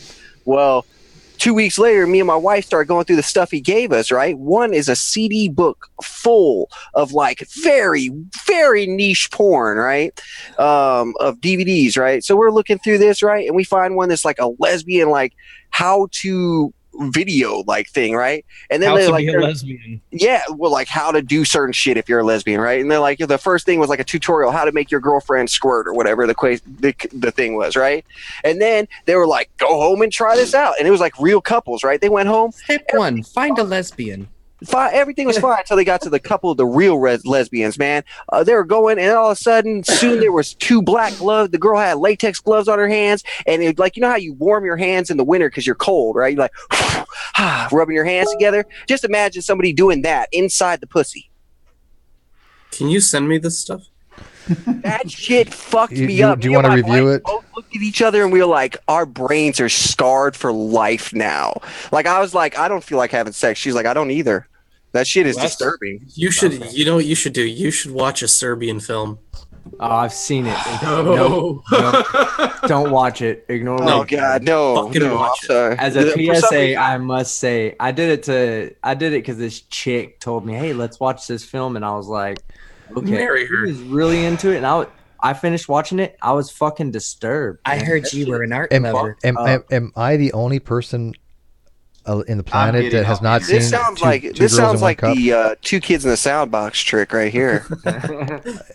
I have not seen 2 girls in one cup, and have you seen 2 kids in a sandbox? That doesn't even sound like something that I would even be remotely. Oh, buddy, that sounds like it's right up your alley, Steve. Have you seen Glass Ass, Steve? Oh boy, no.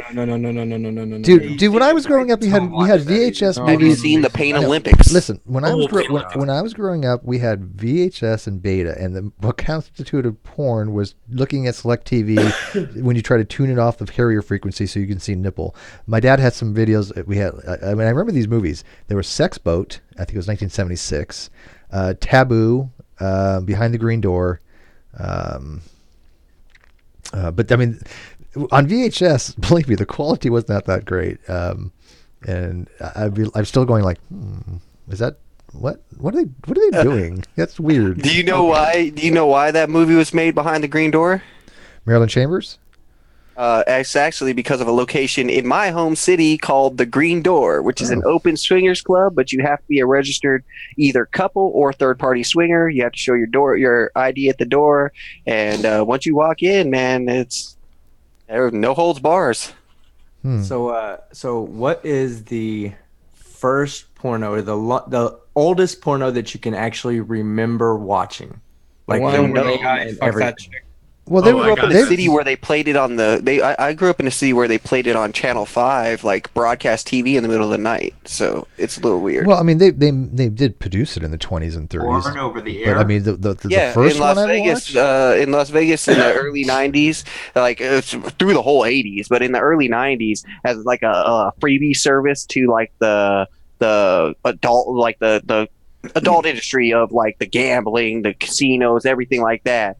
They basically broadcast free medium grade porno on fucking Fox 5 on the air. Not cable. After midnight, between midnight and 3 a.m. they produced it was broadcast porno. I remember the alarm goes off at midnight and you wake up and it's jerkin time and you turn on channel 7 and the things I remember the most I guess there's an FCC rule that allows it. I remember, like, not so much the movies, but the scene from Fast Times from Ridgemont High in 1982, when Phoebe Cates comes out of that pool. That was one of the greatest classic. I was a man at that point. I became a man. Reinhold's jerk scene. Because that was a pivotal. See, Kyle comes in, I can't speak. But that was a pivotal. I still can't pivot. Pivotal. I'm. That'll work. Whatever. I was gonna say, Steve, did you know that Blockbuster Video, they had to get extra, or video rental stores had to get extra copies of that movie because there is visible degradation on those tapes during that scene if you watch it now because of how many times it was rewinded. I don't doubt that at all. I mean, she's just in that red. She's coming out and just like, and they weren't that huge, but they were just perfect. No, I remember the first porno that I ever saw. I found it. It was a VHS tape. I found it up in my stepdad's closet, and it was John Holmes, I think his name was. Yeah. It was a production by with him in it, and it was called Dickman and Throbbin'. Yeah, he was at least like this. He was at least like this. And they were dressed. They were dressed all up into this like 70s, early 80s getup with utility belts, with various sex toys just strapped to their belts. It was interesting. Yeah, I remember how it ended too. The lady. How they all do facial. Yeah, that's what I don't like about pornos. They all kind of end the same. You can kind of guess the ending, right? Well, at this, some assholes just get there. If you make it there. The chick wakes up and she goes. She doesn't wake up. She after the business was done. They run out of the window and she goes, "Who were those masked men?" and I don't see the point of having dialogue. Period. In it turns me off. You know what I mean? Like, just shut up and fuck. I don't want to hear. Agree. I normally watch my porn muted. Right. Because I don't need to hear what the fuck they're saying. Wait, they have sound? I like the music. I thought you just muted porn because you didn't, so nobody could catch you. Like they can't hear you from the other side of the room. Like, I don't need to turn hear my about shit up. I don't need to hear about your problems. I don't need your character development. I just need you to fucking come in her pussy. Plus, we already know where it's going to lead. You know what I mean? Like, it's not like there's going to be some plot twist. Like, instead of although that would be a fantastic. Well, all of a sudden the dick flops out, and then to be continued. You guys don't appreciate the art of a good expository. Have any of you seen? I'm sorry. The expository of a suppository in porn. That's suppository is up your ass, right? Right. Yes. Yeah. Have any of you train spotters? I do remember seeing there's a presupposition joke that you could make with that. There's certain scenes I do remember, and one of them was from a movie called Pretty Peaches, and her name was Desiree Cousteau, and she was a gorgeous woman. I mean, too pretty to be looking like she does these kind of things. And there's a scene of her in this bathroom, and some dude is too pretty for porn. Too pretty for porn. Yeah, it was a thing back then in the 70s. But she was Desiree Cousteau was a She's gorgeous too woman. hot to be a But stripper. I remember seeing her in the bathroom with this like scientist Hookah. had this big what do they call them, like a water bottle, and he's like just Dildos? filling. No, it's a water bottle, and he's filling it up with water, just going. What right do in they her- call in them? her Oh butt. yeah, water bottle. Yeah, It's water bottle. bottle. You put water in them. Douches. Pretty peaches. Oh, you talking about like a sparkless bottle? No, like a water bottle, water Like a plastic water Like a bottle. 5-gallon sparkles. No, bottle. like Fucking that's what Like- you got to get down with. like if a you're little gonna water do it bag right. for heat if you put on your An back or anal something. douche. That's what you're talking about, Steve. An Yeah. anal douche. Yeah, yeah, An enema. and that was like in the 70s something. So That's because they didn't have Fleet back then. You're an anal douche. How about that? If you guys want to Kyle. see one of the greatest produced pornos of all time, you have to watch the Scooby-Doo porno. Oh, I have seen that. I have seen It that. is. It is It's extremely well done. Yeah. What? But it is- no, you know it what's is the one that's done hilarious. better? It is- What? Have you seen The Grinch Who Stole Christmas? The new one that they did? I did. I have seen the new one. It's Fucking good. phenomenal. The It's very costume good. work in that is amazing. I like taking the funny, so many I like the notes. funny Why dog. do you people pay attention to this? Like I made it through probably 5 seconds of that. Hell no. Pirate- It's Pi- like, It's because you're an atheist. like, and you hate Jesus and if Christmas. I was gonna put Rule 34 to this, Obviously, Rags. Didn't Obviously. Pirates cost $1 million to make? This is The movie The Pirates. Jack Sparrow. Lawrence, Why there would you was spend $1 million on a porn? Like it's literally like you two get in a room and bang. You know how- there was. no one gives a I shit. think they spent. It's gotta be a legit story. You have to at least fake that it's real. It was a very expensive movie. I spent $1 million It on was, yeah. orgasm. Right, yeah. They got to come true on their catchphrase Yeah, they have someday. to You come could be true. a millionaire if you do That's porno. ludicrous. That's You know, ludicrous. hey Steve, we were talking about that. Now y'all made me think about something just now. We're I'm all sure we talking did. about the old porns that we were watching on VHS. There's way too many right? dicks in this room. What's a VHS? The tape. I got an ass too, Steve. Yeah, like the big rectangular tape that had a full length movie on it. I don't know what you're talking about. Back It's in what the you were day- snorting stuff off of. back in the day, you'd pull the tape out, right? So you would, if you watch the same tape multiple times, you'd actually get through the whole movie. It's not like watching porn today on the internet where when you start it over, it always starts back over a zero, back over a zero. In the old day, we put it in, then you take it out, you set it down, then you put it back in, and you watch another. Well, 3 you or can 4 watch it minutes. in reverse, and it's the story of a man who sucks his cum out of a woman's mouth. Oddly enough, though, It's very Team different, Skeptic, but some people are into it. obviously enough though, Team Skeptic. What you were just describing, the steps about the tape, is exactly what's going on in the porno. Take it out, put it back in. Boy, Hunter picked the best time. Hunter, you picked the greatest time to come into this hangout, didn't you, Hunter? Oh, yes. Good. How do you think And there's a little Christian Jesus. hangouts talk about this stuff too, or is it I don't all know, kind but there's a little Jesus homoeroticism going on there, Hunter. Is that intentional? Landon is here. This is a Good perfect. morning, good afternoon, good Hey, evening. Landon. From your friendliest secular astronomer, depending on your time zone and latitude. How are you doing? Well, be prepared to have the most lowbrow discussion you'll probably ever have. He hangs on a pimp's channel. It doesn't get much more Hey. lowbrow than that. Oh, this is, Hey, No, the Pimbunk's one actually a pretty smart guy, but I love Pimp Buck. But what are people drinking? Because I need to. My own cum, Whiskey. straight from the Rum. tap. It's always rum, Landon. Marijuana. Reburn. Yeah, whiskey and marijuana. Glenado Irish whiskey. Yeah, well, you know what? Actually, they have a vodka. It's called hemp vodka. It's made by Alaskan Distillery, and the friend who's the CEO of that, who's a friend of mine, her name is Bella Coley, and Bella Coley. Bella Coley. You can go look her up. Bella Coley. I was trying to get her on for 420 day Tortellini. to come on to the Non Sequitur show to talk about hemp vodka, but I found out they no longer make it. But she's has some other stuff going on. But Bella Coley's a hot chick, and It's so funny. It's so funny talking about porno and alcohol while I'm staring at a picture of Jesus on my screen, hugging a guy. So I guess I have some Italian grappa there, and I've got some Seattle. I was gonna say, Steve, then if you can't get that person, then we need to get the guy in Colorado that trained his bees to make honey by farming marijuana plants for their. That would be awesome. The honey gets you fucking baked. I've had some of the honey. That shit is pretty damn good. I would try that. Enhance it? What's that? Does the sugar enhance it?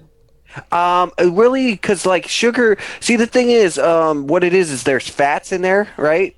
I guess lipids, like there's fats and oils in there. That's what the THC has to bond to, because THC is not a water soluble thing. So it's not a water soluble compound. So like you have to have a fat for it to bond to. I would totally try that, dude. I've got a fat dick for it to bond to. Which is why the best thing to get high off of THC wise is go to one of those restaurants where they are cooking things in THC butter. Yeah, or you can make your own oil. You just grind it to like a powder, throw it in a pan with some vegetable oil till it turns like brown, black. Then run it through a paint filter. Use that oil for anything you would use it for. You're gonna be in the next fucking level.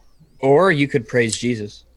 Well, I have a question. I would say you do both at the same time while you're having sex with the oil. A priest in a motel doing methamphetamine. Smitty has a good idea. Demonetized. We've been demonetized. But Smitty made a good idea. Make is the blood of Christ laced with THC?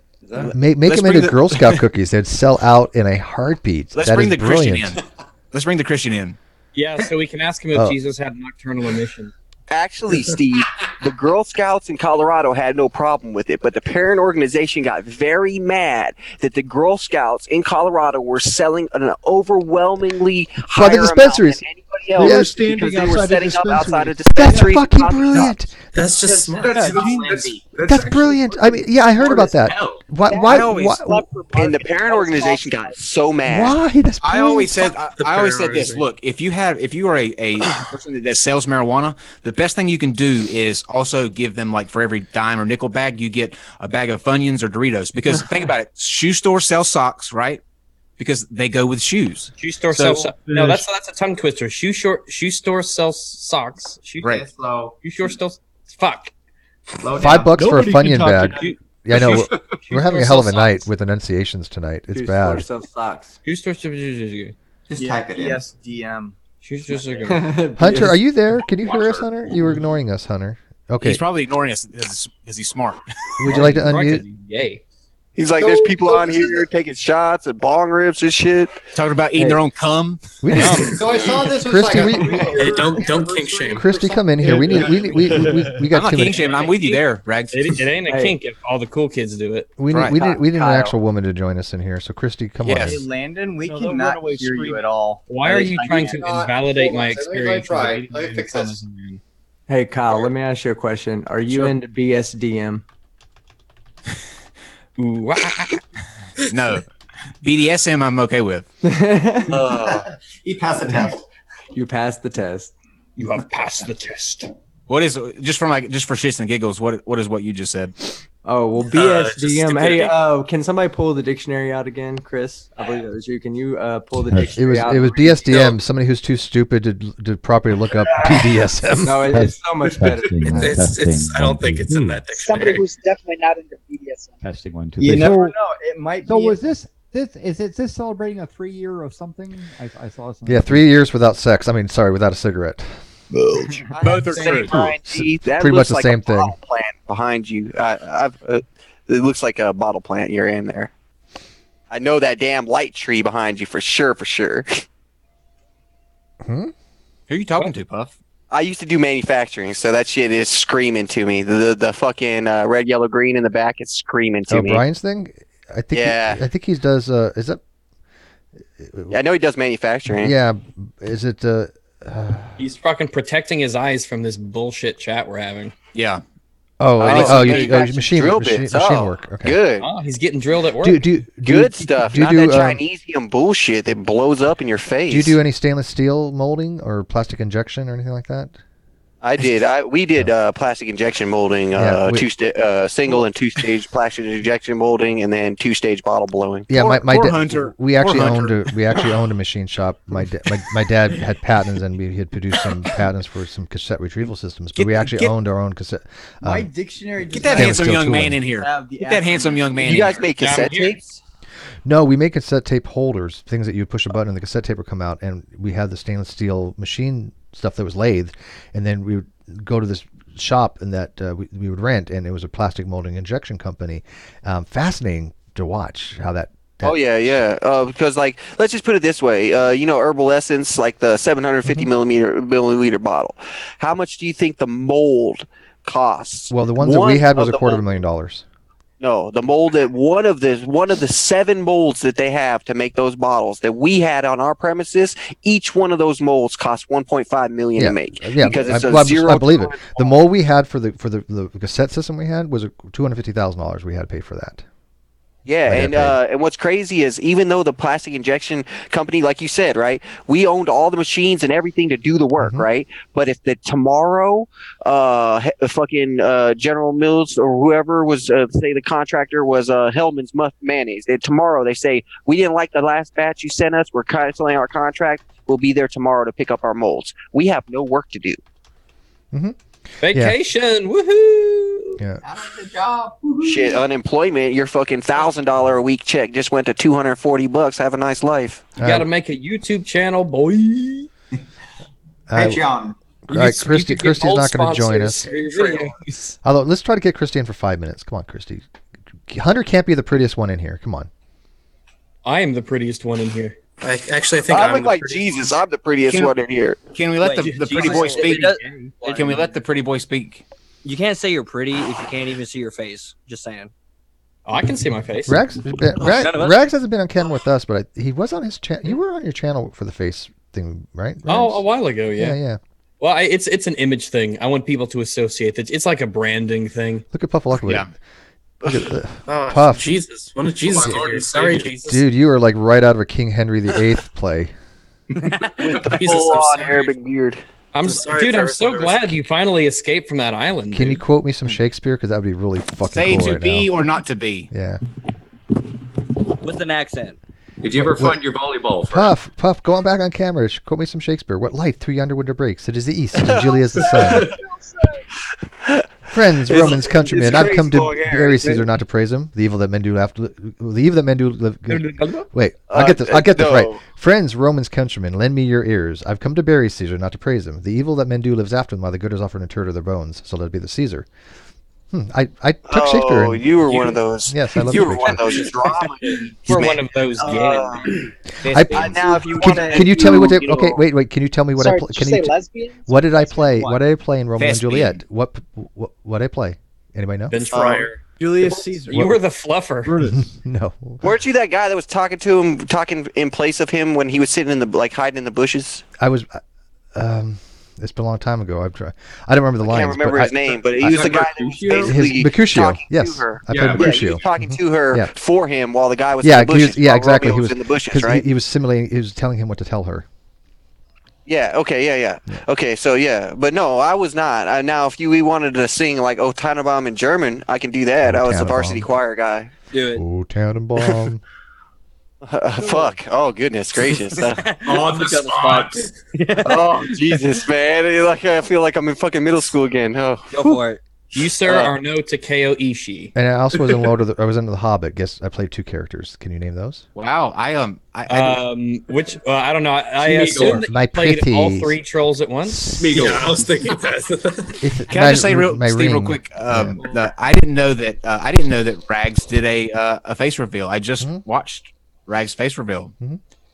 Oh, Rags is pretty hot. That was dude. No doubt. Here's the thing: people are like, you just don't want people to see you because you think you're. No, people think I look good. It really is honestly, it's a brand thing. I want people to hear like the name and associate it with, the doggo and everything. I can confirm that Rags is hot, and I look even fucking better now. Did you finally get a chance? Did you ever be able to grow hair like at all? My hair is. Oh yeah, I shaved yesterday actually.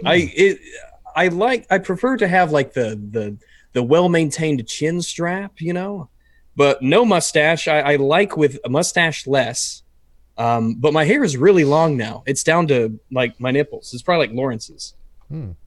Mine goes like way past my nipples. It's like but I'm reasonable. Mine goes all the way down to my ass. I actually have to like tie my hair up when I go take a crap. Mine's so long it goes all the way down. I'm almost at that point. Rapunzel over there. Oh, that's funny. I'm just at the point where I like My thing is this, like, I can't figure out, like, it's been so long since I had long hair, but my wife made me grow it back, right? So, like, now I'm, like, trying to relearn how to keep that shit out of my face when I, like, every time I look down, I'm like, Jesus, get out of my face. Dude, I'm kid you not. I used to think, and I still think it's really sexy for a woman to have long hair and have it kind of blowing in her face. I think it's very artistic. Yeah, she's always going, You're right. I get in a car and it's just going, I'm like, oh, this fucking sucks. No wonder they always bitch about it. Oh yeah, I hate it. Long hair can be a bit of a hassle, especially when you go outside and you get the light breeze and it kind of you got to kind of there's a little bit you're eating a sandwich in your hair. I live in Iowa. Humidity is my fucking enemy. Yeah, mine curls. Long hair is great when you need to stay warm. The struggles of us white people with long hair. I'll tell you what.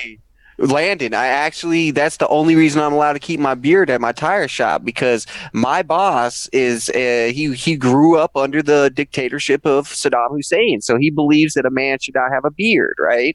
Well, should not have a beard? Should not have a beard. He should be clean shaven at all times. What a backwards country.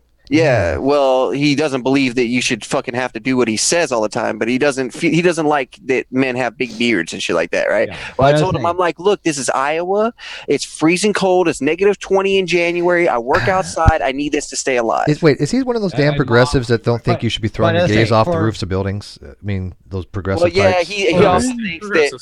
I was talking to Steve at the South Pole. My beard was actually, Steve size. You looked like a totally different person in that picture with you with that orange jacket on when you're at the South Pole. You look like a different person. You weigh so much more.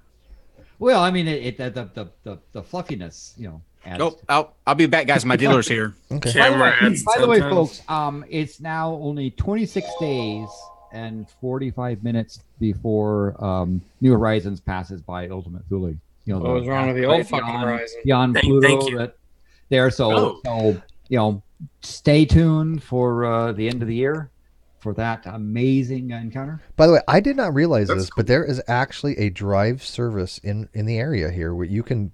It's like an Uber service for pot. You literally dial it in and they drive it out to you. They call it Duber?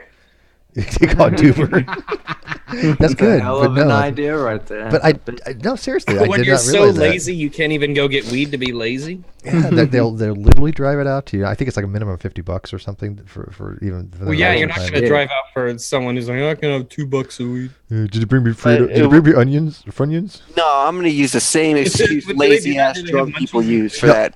The way I would do it would be this: before they legalized it, I'd be like, you know what? I can't sell you pot because it's illegal, so I'm going to give you a joint, but it's $100 for this fucking bag of Funyuns. Okay. Yeah. These are, I'll tell you what, if you have the pot first, these will be great. Yeah.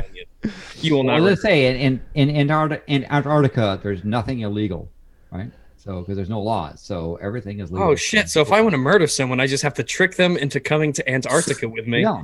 By the way, no one's actually killed anyone in Antarctica that we know of. Really?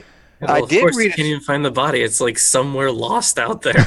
But basically, the rule is the penguin mafia out there, and do what you think is best, and I did read something though. I read an article about how at McMurdo Base they had to kind of step in, and because there was becoming a schism between like the engineering community or the people that were there to like keep shit running and stuff like that, and the scientists, and they were getting so far apart from each other that they were like going to different bars. They were drinking separately. They're starting to form factions, so they're like kind of had to step in and be like, "Come on, guys, communicate." Yeah, but that's first of all, that's McMurdo, which is sort of the pit of the southern hemisphere, and McMurdo is not even on Antarctica. It's an island off the coast of Antarctica. So yeah, get your shit straight. Yeah, leave I'm that. Sorry. Don't go into McMurdo. It's kind of a hellhole, and it's not worth. Landon throwing the hammer down. Yeah, listen to him be all discouraging. He's like, look, every place has their ghetto. Yeah, you don't want to go. You don't want to go to that part. Barrio, that's the barrio of the of Antarctica. Well, I just say that one of the things that happened, for example, the South Pole, about ghettos and so forth. South Pole Base. One of the things that they did was they had an exchange with Vostok, which was the Russian base at the center of the continent. and Vostok would provide pornography magazines to the South Pole base, and South Pole base would provide marijuana back to, allegedly, that was a trade. That trade was going on since 1959, because National Science Foundation would not allow taxpayer dollars to transport pornography to the South Pole base. But the Russians could get all kinds of stuff. Okay, so wait a second. Oh, man, communism now. Yeah, I'm really going communism who now. Who approved the tax dollars transporting marijuana seeds to the fucking South Pole? Screw democracy. No one did it.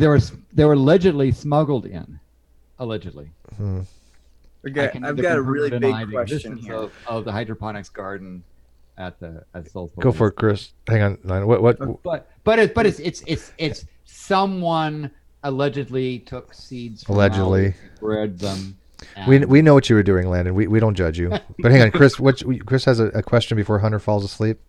Okay, I got a really important question, and so I was watching this really good documentary by this guy named John Carpenter, and the director. Apparently, Kurt Russell was there at South Pole. Can you wait on that? Yeah, I see. Is that a thing now? There was something down there. Well, certainly the one of the required movies to watch is The Thing, right? You talk about something. No, the original. You watch the original thing, not the I watched the original. I didn't watch the remakes. Wait. Watch the remake. Which original? Like the black and white? Yeah, the original 1960s something, wasn't it? Yeah. The first remake was actually a fantastic display of practical effects that I don't think well, actually, you've all seen the that Thing movie. I didn't really like the newer Thing movie where I think it was about the Russians.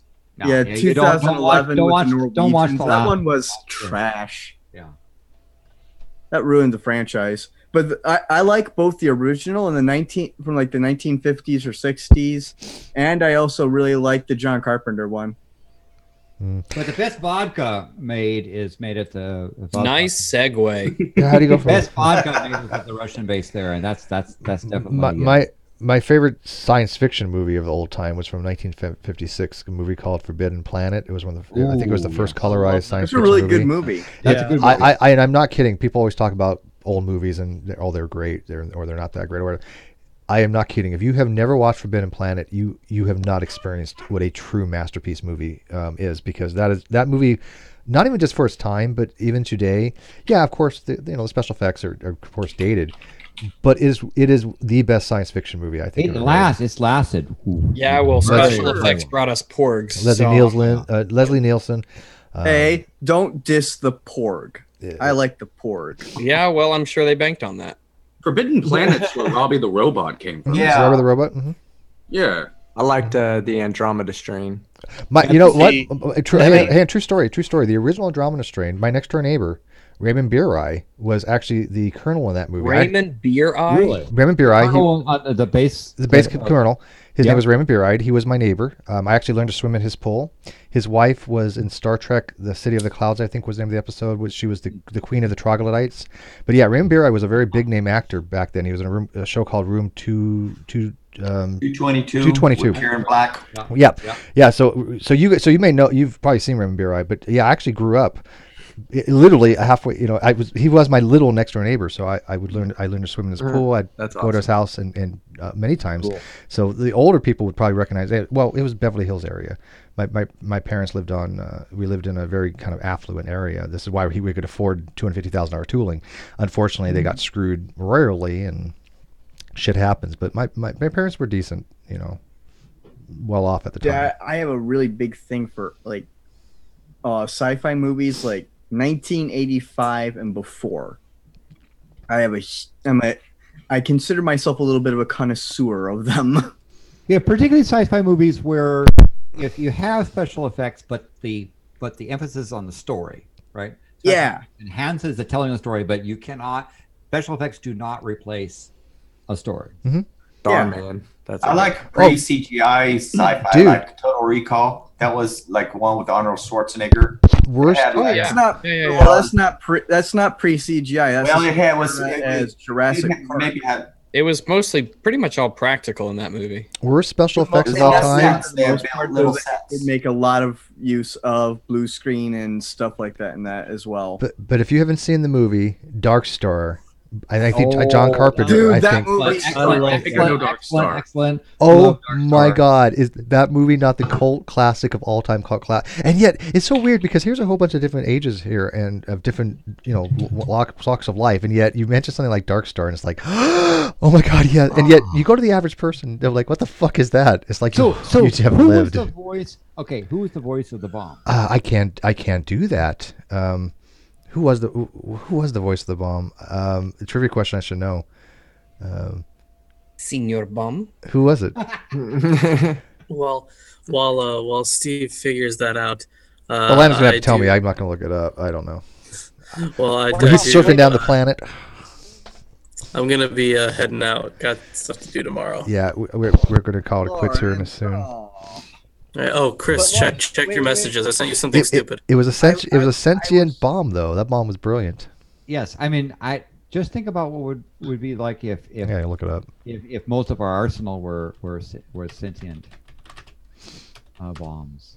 That's Dark Star. Dark Star. Dark Yes, Star. Dark Star. It's I don't definitely. think I've seen it.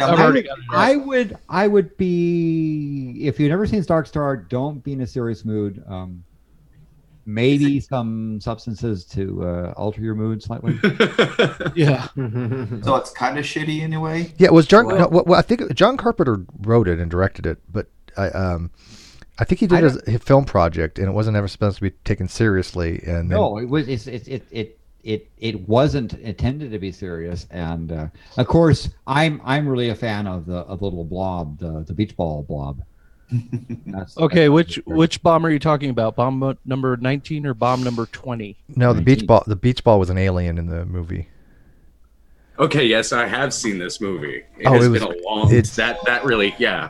It's by the same guy. One of the guys who wrote it was the guy Dan who O'Bannon, actually wrote who Alien. later did Alien and worked on the Doom project with Alejandro Jodorowsky. Yeah, the thermostellar bomb number 20 wouldn't drop. It's like it's Adam Beckenbaugh. Is that who? I don't know. Dan O'Bannon Alan did the script, some of the scripting for Total Recall.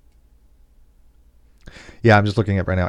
Bomb 20, Adam Beckenbaugh. I don't know the name though, but God, that movie. What do we was think just about great. Blade Runner?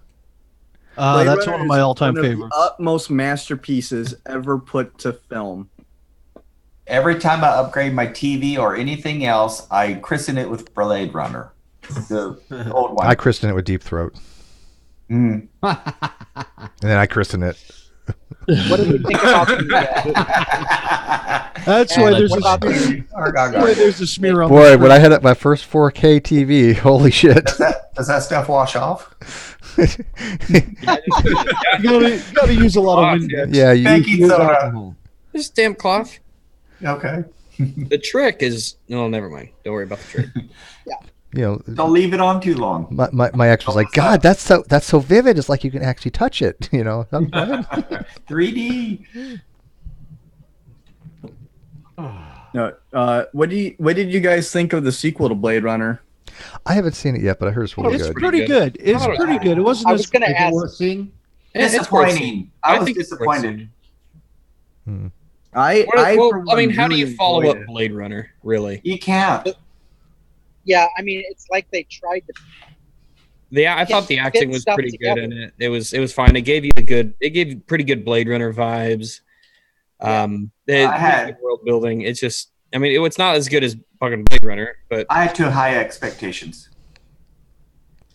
I have so high expectations for my films. 9 times I have not yet seen a movie in the last 3 years, except for Blade Runner, that I actually liked. Wow, see, I like movies too. I'm a hard critic of movies, but there are some movies I have seen that I did like that I wouldn't have expected to.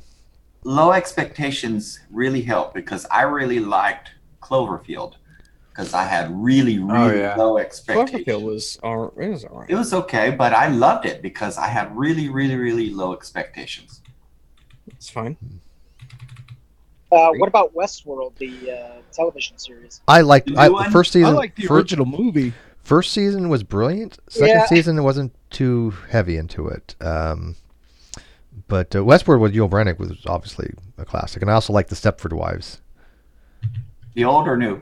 The originals. Yeah. If I'm mentioning a movie, I'm only talking about the original. Here's a question: the original Stargate film. I love that movie. Oh, that was great. Fuck, I love it. I fucking love that movie. That's one of my favorite movies. Probably my favorite James Spader. It was a very good. That is a trip. Very good movie, but I had really high expectations for that, so it was. But that wasn't really that old compared to some of the older movies we're talking about. Yeah, but it made a lot more. It made really, really good use of practical effects. Oh, and it's stuff. great. I consider it like an honorary continuation to lump in there. An older one that I've really liked is Logan's Run. Oh yeah. Oh, that's a great Oh, Get man, one. that is great. Farrah Fawcett was Why has that not been remade yet? because you Don't remake it. don't. Don't remake it. Something Yeah. one Logan's remake. Run. They did Wait make a a minute, wait a minute. They something could does not remake necessarily it make and it do a better. good job. they did make a series. There was a Logan Run series. It didn't last very long. Many of you Logan's Marathon? No, Logan's Long Walk. It's called Logan's Long Walk. He's on his way to Thermopolis. But no, there was a series where after they left the city, and it was a storyline afterwards, and it was really actually pretty good. But you can't beat the original. Made for TV. Yeah. Can't beat the original Logan Run. So what, it became a sci-fi Adam and Eve story, or did they go back and get more people out there? It was just a continuation after they left of what they discovered in the real world. Right. The remnants of the old world. Yeah. So okay. How about the Alien franchise? What movies do you guys consider actually canon in that franchise? The first two and all of them, 1 and 2. all of them, but the one watched when they bring Ripley back as a clone. What the fuck was that? We don't talk about. I think Okay, Aliens I is think shot. everyone here can agree that that one Should never happened. I don't want to say its name. That didn't happen. That didn't happen. Yeah, that was wrong. Shark jumpy. That how that didn't form a rip in the universe. That was bad. I like. It was getting us ready for Star That Wars. that was right up there with Highlander 2. That was a. Oh God. Never Oh. happened. Never. No, I came from a quantum reality where I totally Highlander 2 didn't remember happen. because Mandela effect. I totally remember it being good. Mm-hmm. Yeah, no, Didn't have all those shitty actors in there, right? they're not fucking aliens. Not fucking aliens. Not fucking aliens. Not fucking aliens. Mandela effect, more like gaslighting. Who the hell decided to make them aliens? That was. What, the Predator? No, well, of course, Predators No. aliens. There, I was The about to Highlanders. say. The Highlanders. Highlanders. The Highlanders. You didn't see? You didn't like Highlander? The retconners. No, I loved Highlander. Highlander 2 was just abortion. It should never have happened. Get that out of canon. Terrible. It was terrible. Okay, bad. so you know how? Okay. You have science, right? Science is awesome. I mean, allegedly. Then you have. Yeah, you can't prove it. These abortions. I was gonna say, I was watching those guys earlier today that said I can't trust you science people. Wait, are those creationist books? Yeah, these are Answers books from Answers in Genesis. Get the fuck out wow. of here. Really? Did they have Oh. cartoons and everything on them? Oh, Or- please. Yeah, pick- this oh, is what he spends his money wait, on. please, for the love of God, pick one of those books, open it up to a page at random, and show us Yes. something. Yes, please, please, And please. read it. Just start Okay. reading. Yeah. Drink. How could Satan, who was created by God, become evil? See, that would actually be a legitimately interesting question. That was a good one. Okay. Here, let's try it. That's not a scientific question, Oh, though. no, yeah, well, yeah. You want to start off with that one, so by the time they get to the end, they forget. Yeah, that's not a scientific question. That would be even Hunter would probably find that to be a kind of an interesting question theologically. I want the science questions.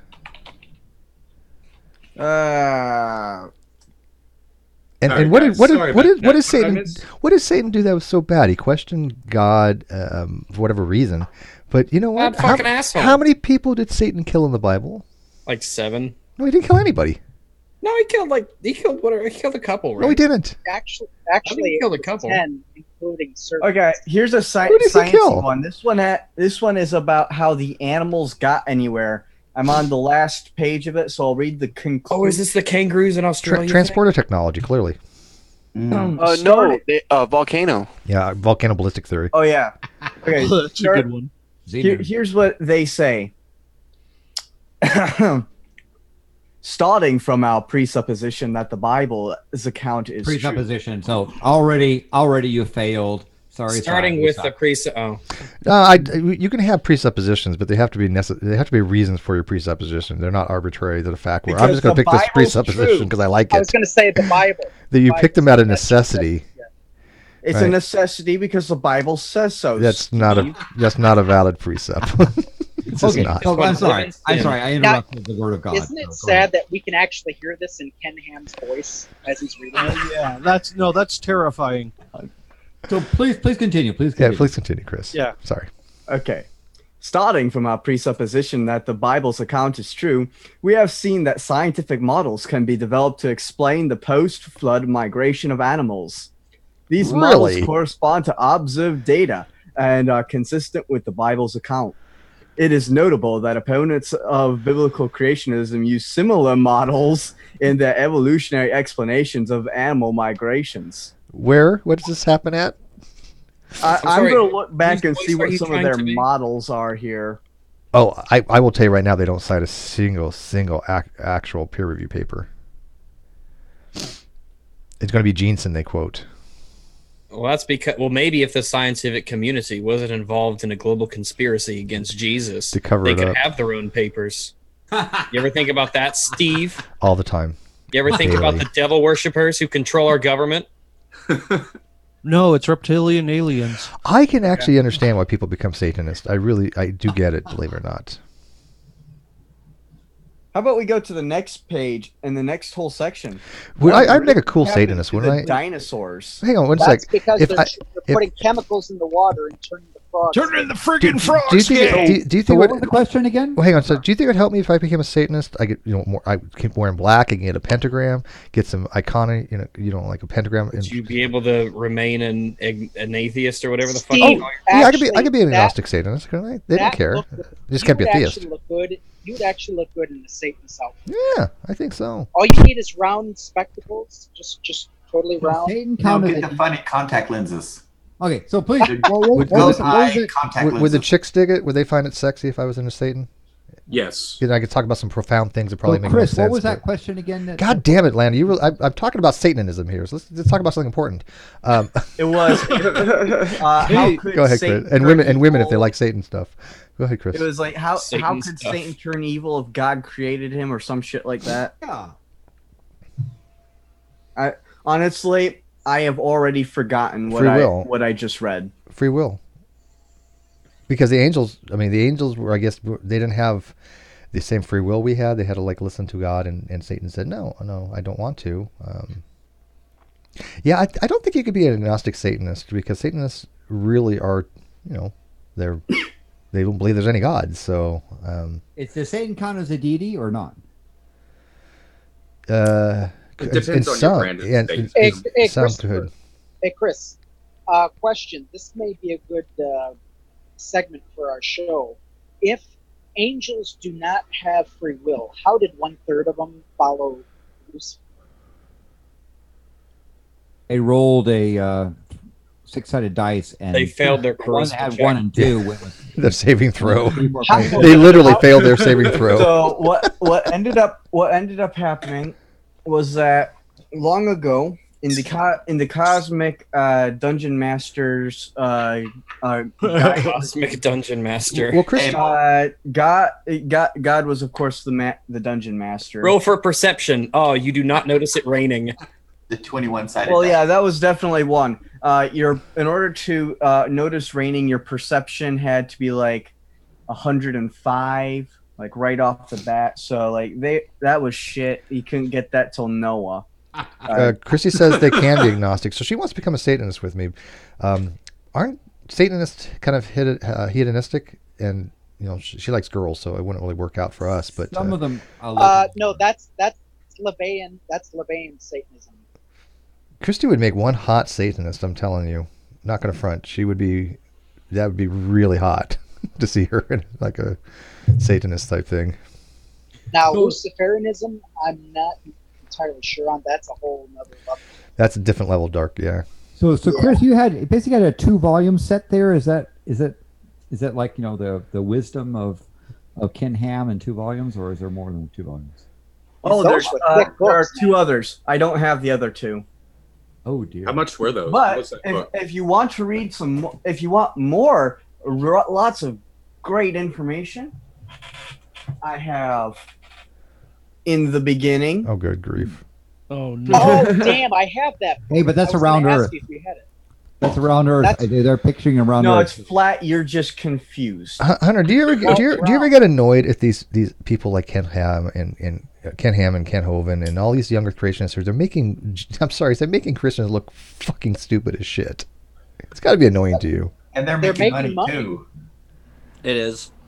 Yeah, because the director who did the CGI for Paradise Lost did a crowdfunding for another show called Quantum Series. It's supposed to be the Christian version of Cosmos. Yeah. No. He met his goal. He had to do it twice, but he met his $150,000 goal. Well, it's good for the economy. Mm-hmm. And by the way, Christy, lesbians make the best wingman, so I take you up on your offer because I'm telling you, if you want to go meet some women, you go out with a lesbian. I'm telling you, they'll hook you up, brother. Yeah, then they'll steal your girl. It's Mrs. Steal Your Girl. Happens anyways, right? I'm gonna steal your girl. I'm gonna steal your girl. You're taking the cock block with you. Yeah. Okay. Well, the women are like Jews. Oh god. This is why we can't have nice things. Right. Can you repeat? Yeah, a little slower.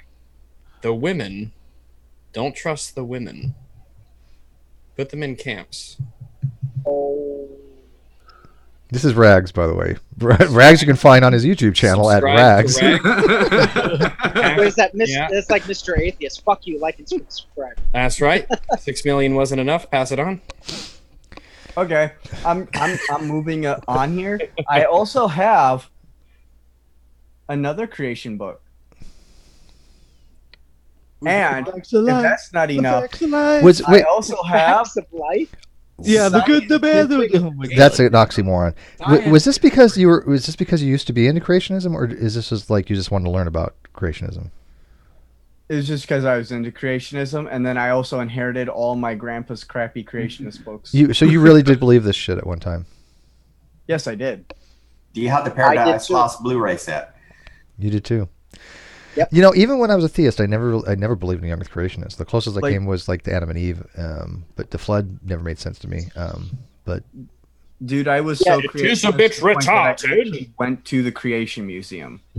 I think the Creation Museum would probably make people move away from creationism. I can't imagine people going. What? Fucking dinosaurs, bitch! Fucking stegosaurus, man! Ride them to work. I went to. We were both raised in a Christian school. I can't imagine it.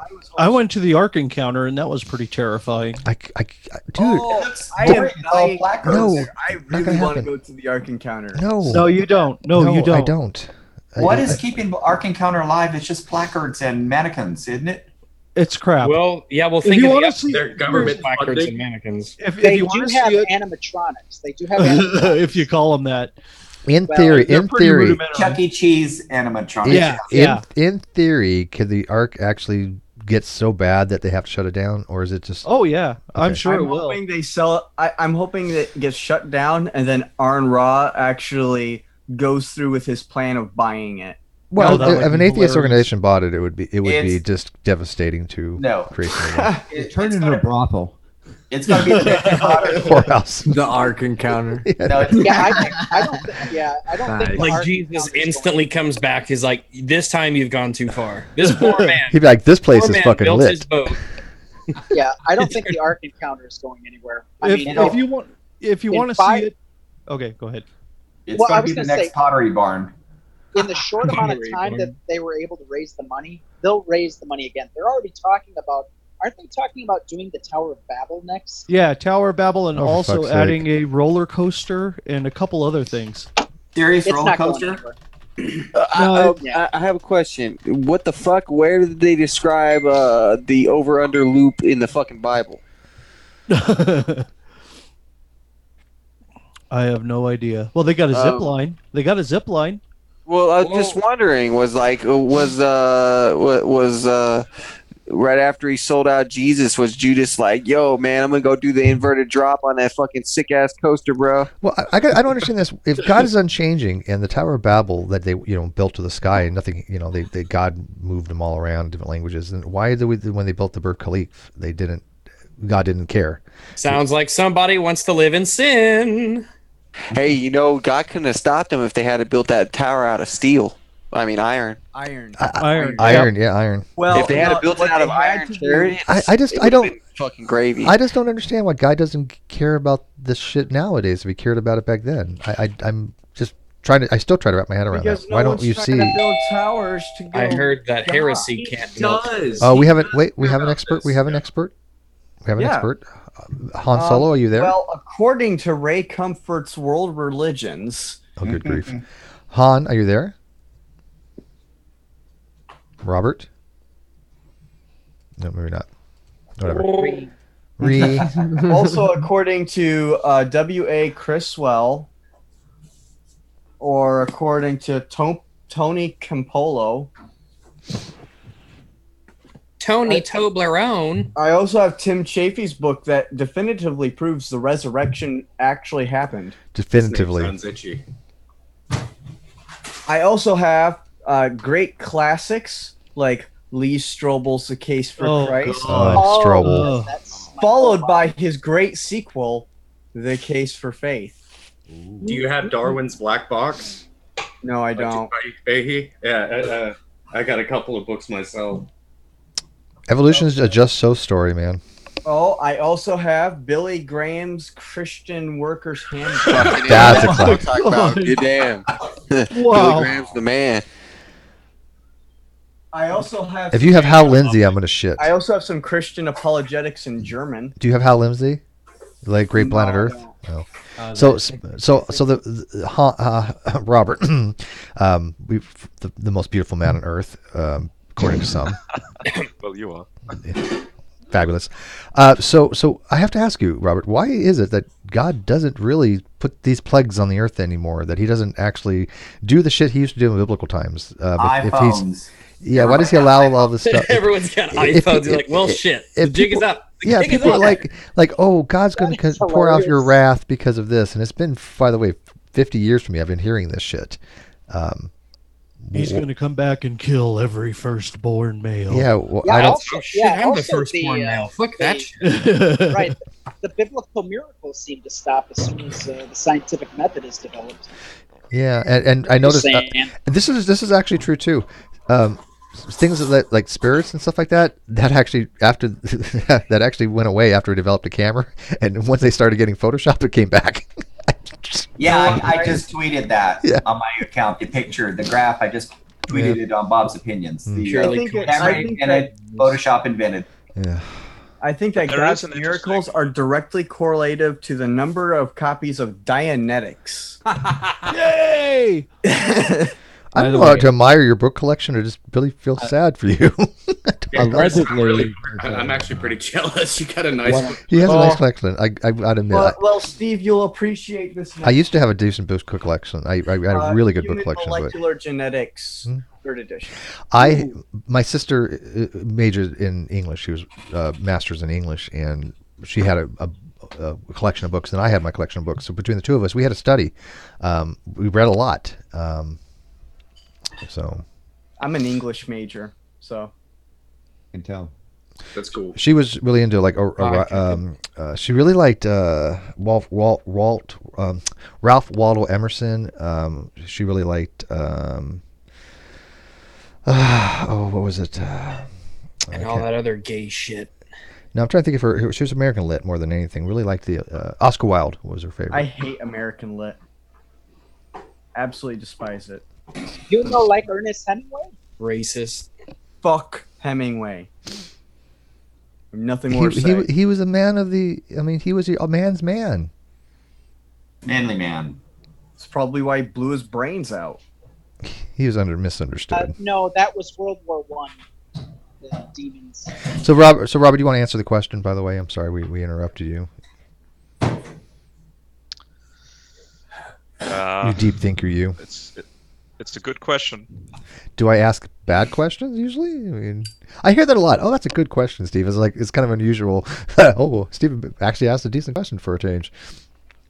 Well, it's not, the surprise is not that you asked a good question. The surprise is the fact of how good the question is. Well, I like the way you think, Landon. You're a smart man. It's interesting to see that the biblical stories are very spaced out. Like there's hundreds and like there's generations that miss out on all the miracles in between the testaments as well. That's something I've noticed as well. This is why in Christianity today there's certain denominational perspectives on the cessation of prophecy, gifts, miracles, all that. So probably the only church today that would advocate for God's constant interaction would be the Pentecostals. Don't forget the Baptists. But they never. God never does intervene. It depends on how you understand by intervene. I mean, if you're talking about sustaining the universe for you and I to communicate, then that's continual, regardless of any. I believe that is direct. Okay, but if things are deterministic and to the point where if you have a society that is praying for something, whatever it is, or some things, let's make it pluralistic, and you have a society that doesn't bother praying anything, the outcomes are going to be about the same. So what is God's involvement? That's true, but why should prayer be categorized as some genie in a bottle? Sort of. Because that's what the Bible says it is. Two more gathered in my name, God shall do it. God's supposed to fulfill prayers. That's the whole point of praying, right? To ask Him for things. No.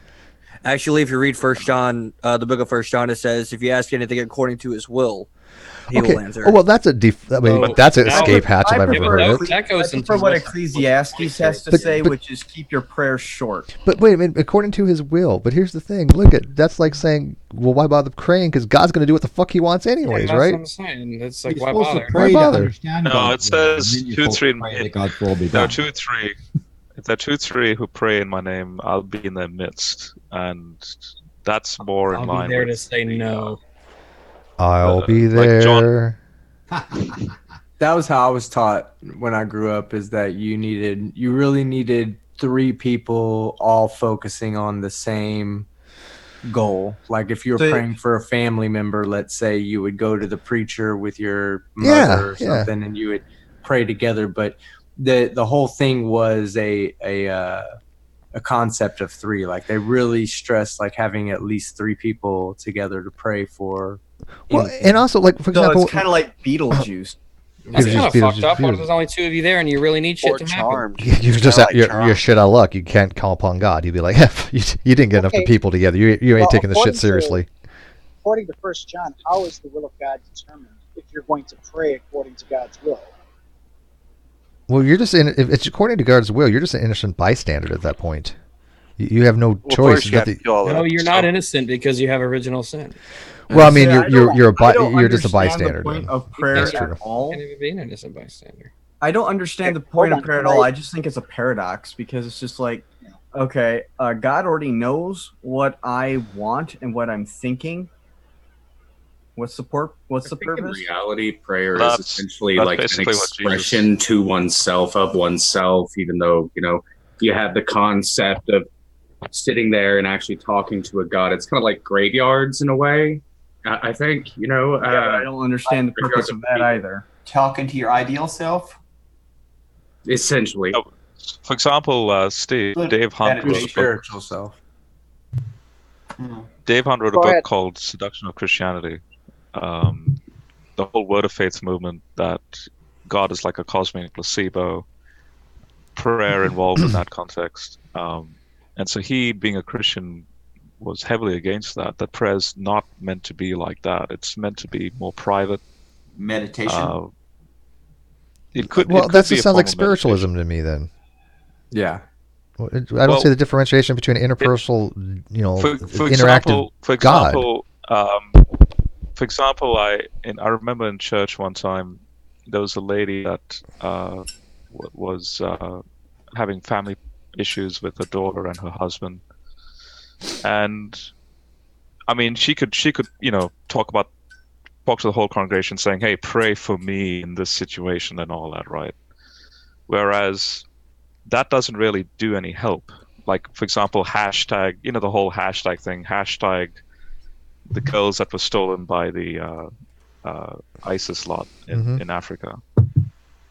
That doesn't do anything.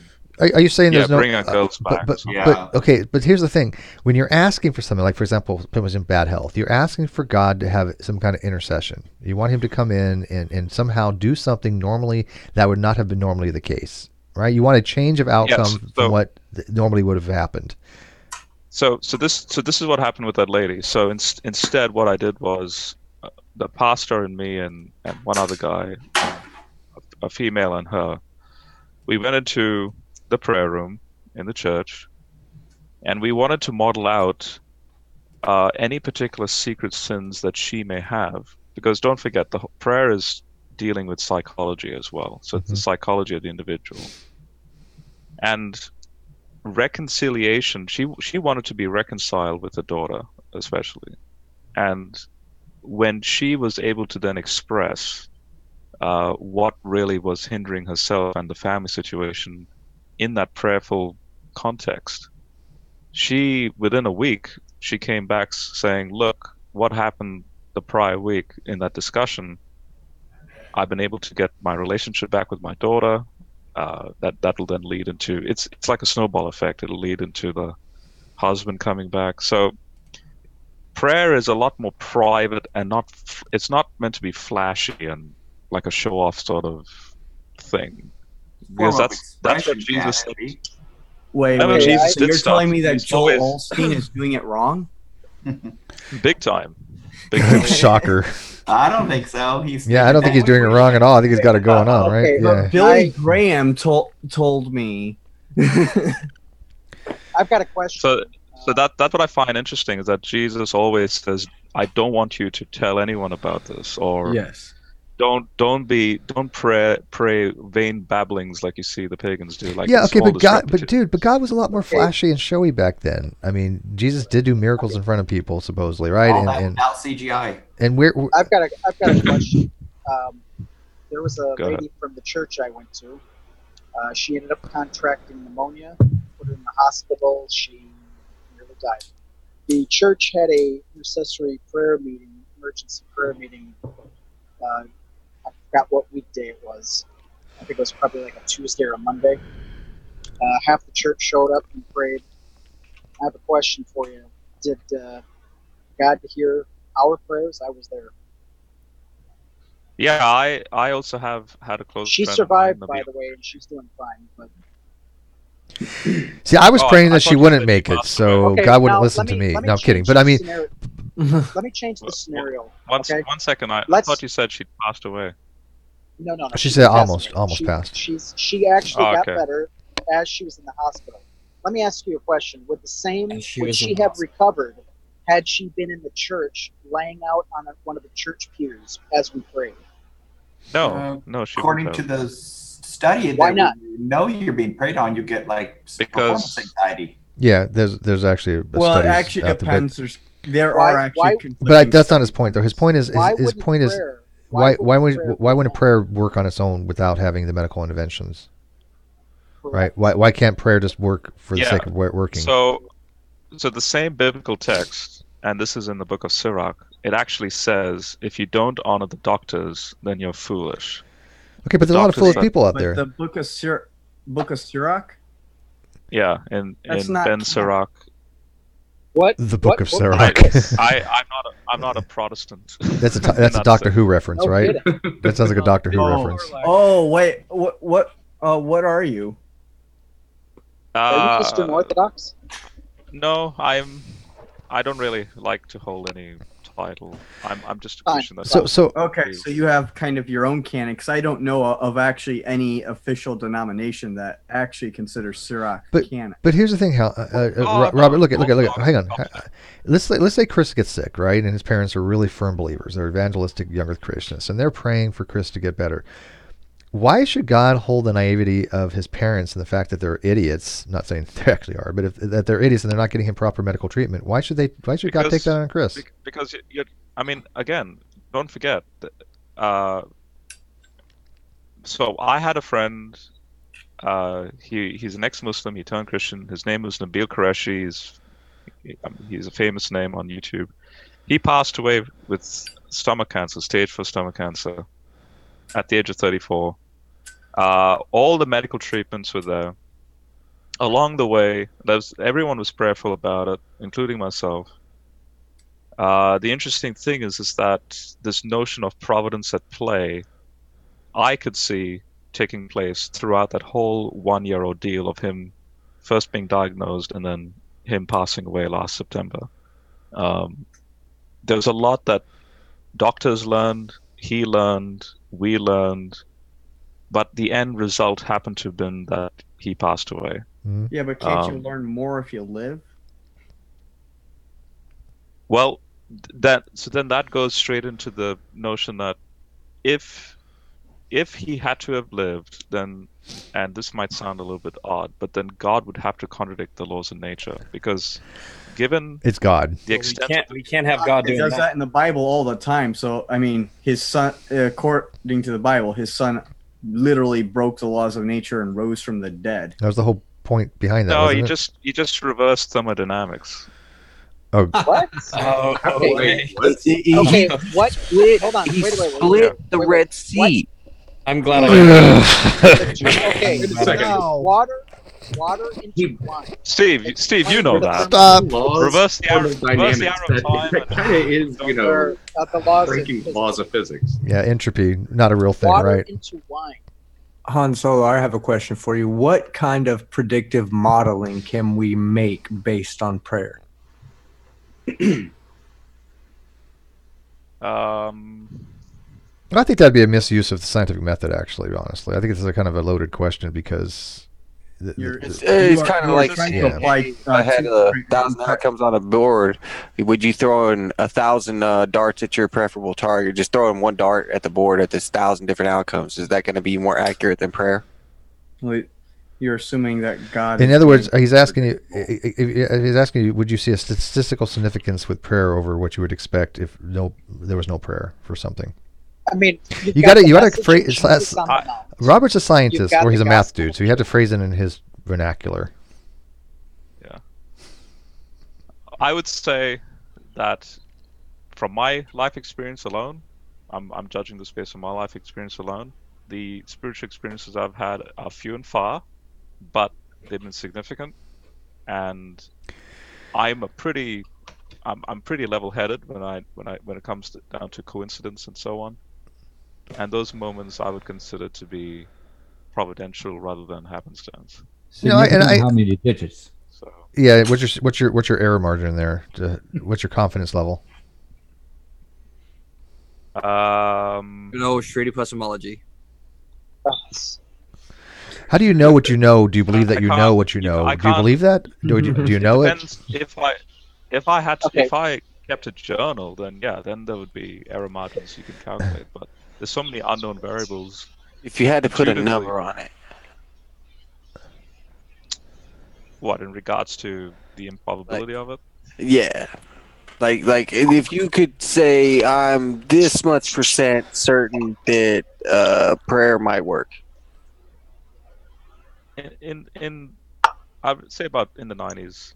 So there's how about very unlikely, extremely unlikely, or astronomically unlikely that there's no other like you said, provincial thing going on, that it wasn't just natural.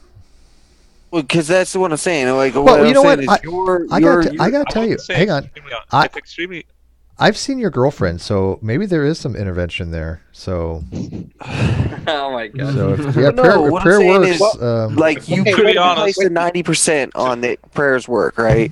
But the statistics that predict the mortality rate for stage 4 stomach cancer were much more in line with the outcome. To be honest, when you bring up, now that you brought up my girl, that's actually one of the examples I'm talking about. So Providential. Sorry, I'm correcting myself. Providential, not provincial. Providential. Yeah. My bad. We're having a hard time with words today. I broke up with there was a Greek girl I was with. I was with her for about 4 years. Smart man. I ended it in June, and even Steve, you know Yes, I know the story very well. Trust me. I felt pretty. Yeah, you were. I was pretty down. I contacted you about it. Anyway, and what I tell you, I said wait another couple of weeks, and what has happened? He meets this freaking hottie from Hawaii. Please, we all should have such luck. Okay, can we get back to the subject? We've got verses in the Bible that say one. Why? His girlfriends are hot, dude. You should give him props, man. Yeah, we were just don't mess talking around. about porn earlier, so kind of segue. Well, I was going to explain to you an example of the unlikelihood of meeting someone like the someone I've just met. Oh, by the way, no, Rayleigh has pointed that out to me. Yes, I was correcting myself. But I didn't get a chance to tell him, Raleigh, because they keep interrupting me. So, yes, Riley pointed that out to me. Thank you, Raleigh. She pointed it out to me, so. She pointed it out to me. Basically, 31st December, New Year's, I gave out a Facebook status post in a very genuine way that this year looked to me quite... I didn't know what to expect this year, especially when I came out of that relationship. As far as job prospects goes, as far as like my uni studies go, like there's just a lot of unknowns, and I kind of just laid it at the feet of Jesus and the Christian community on my Facebook. And then on the 4th of January, I had this very unusual dream. So I haven't really. I didn't interact with my ex for 6 months prior, but I was planning on getting back with her. I was the one that broke up with her because of the nature of what she was doing to me. So, I was thinking of giving her a second chance. So on the 4th of Jan, I had this very unusual dream of being at a wedding where I see her marrying someone, but someone is a tall pillar-looking figure. And the next day, that was playing on my mind. So at around 3 p.m. in the afternoon, I decided to finally search her up and see what's been happening to her. And sure enough, she is indeed engaged. And the tall pillar, because in the dream I actually shook this guy's hand, he was unusually tall, and sure enough, he's about 6'7". So that when I saw that shocked me, and it's like it's getting well, hit with the bus or something. Yeah, you know what? I'm at least at the DS stage right now. There's got to be a God. So, at least at the DS stage. I'm not making this up. So No, I'm still laughing. I don't think hang you on. are. No, here's the thing. Hang on. I will stake my life on it. Robert's not a liar. I mean, if he says I believe you. I will still laugh. But it's the interpretation that I think is. I'll back that up. Right. But it's important. There are people that just tell stories, that are full of shit, right? But they're people you actually trust. Robert's a friend of mine. Oh no, I don't think Landon's laughing at him because the story is in any way he believes it to be fictitious. Right. He just believes 0% of that was due to divine intervention. Right, and that's fine. But that's a different thing, right? The probable statistical. It's just the statistics. We have a lot the of probability dreams. of waiting long enough for a good thing to happen. Well, the timing is interesting. Well, I contacted Steve that day saying, Steve, look, this is what's happened, and Steve was comforting me about it. You're my friend. The very next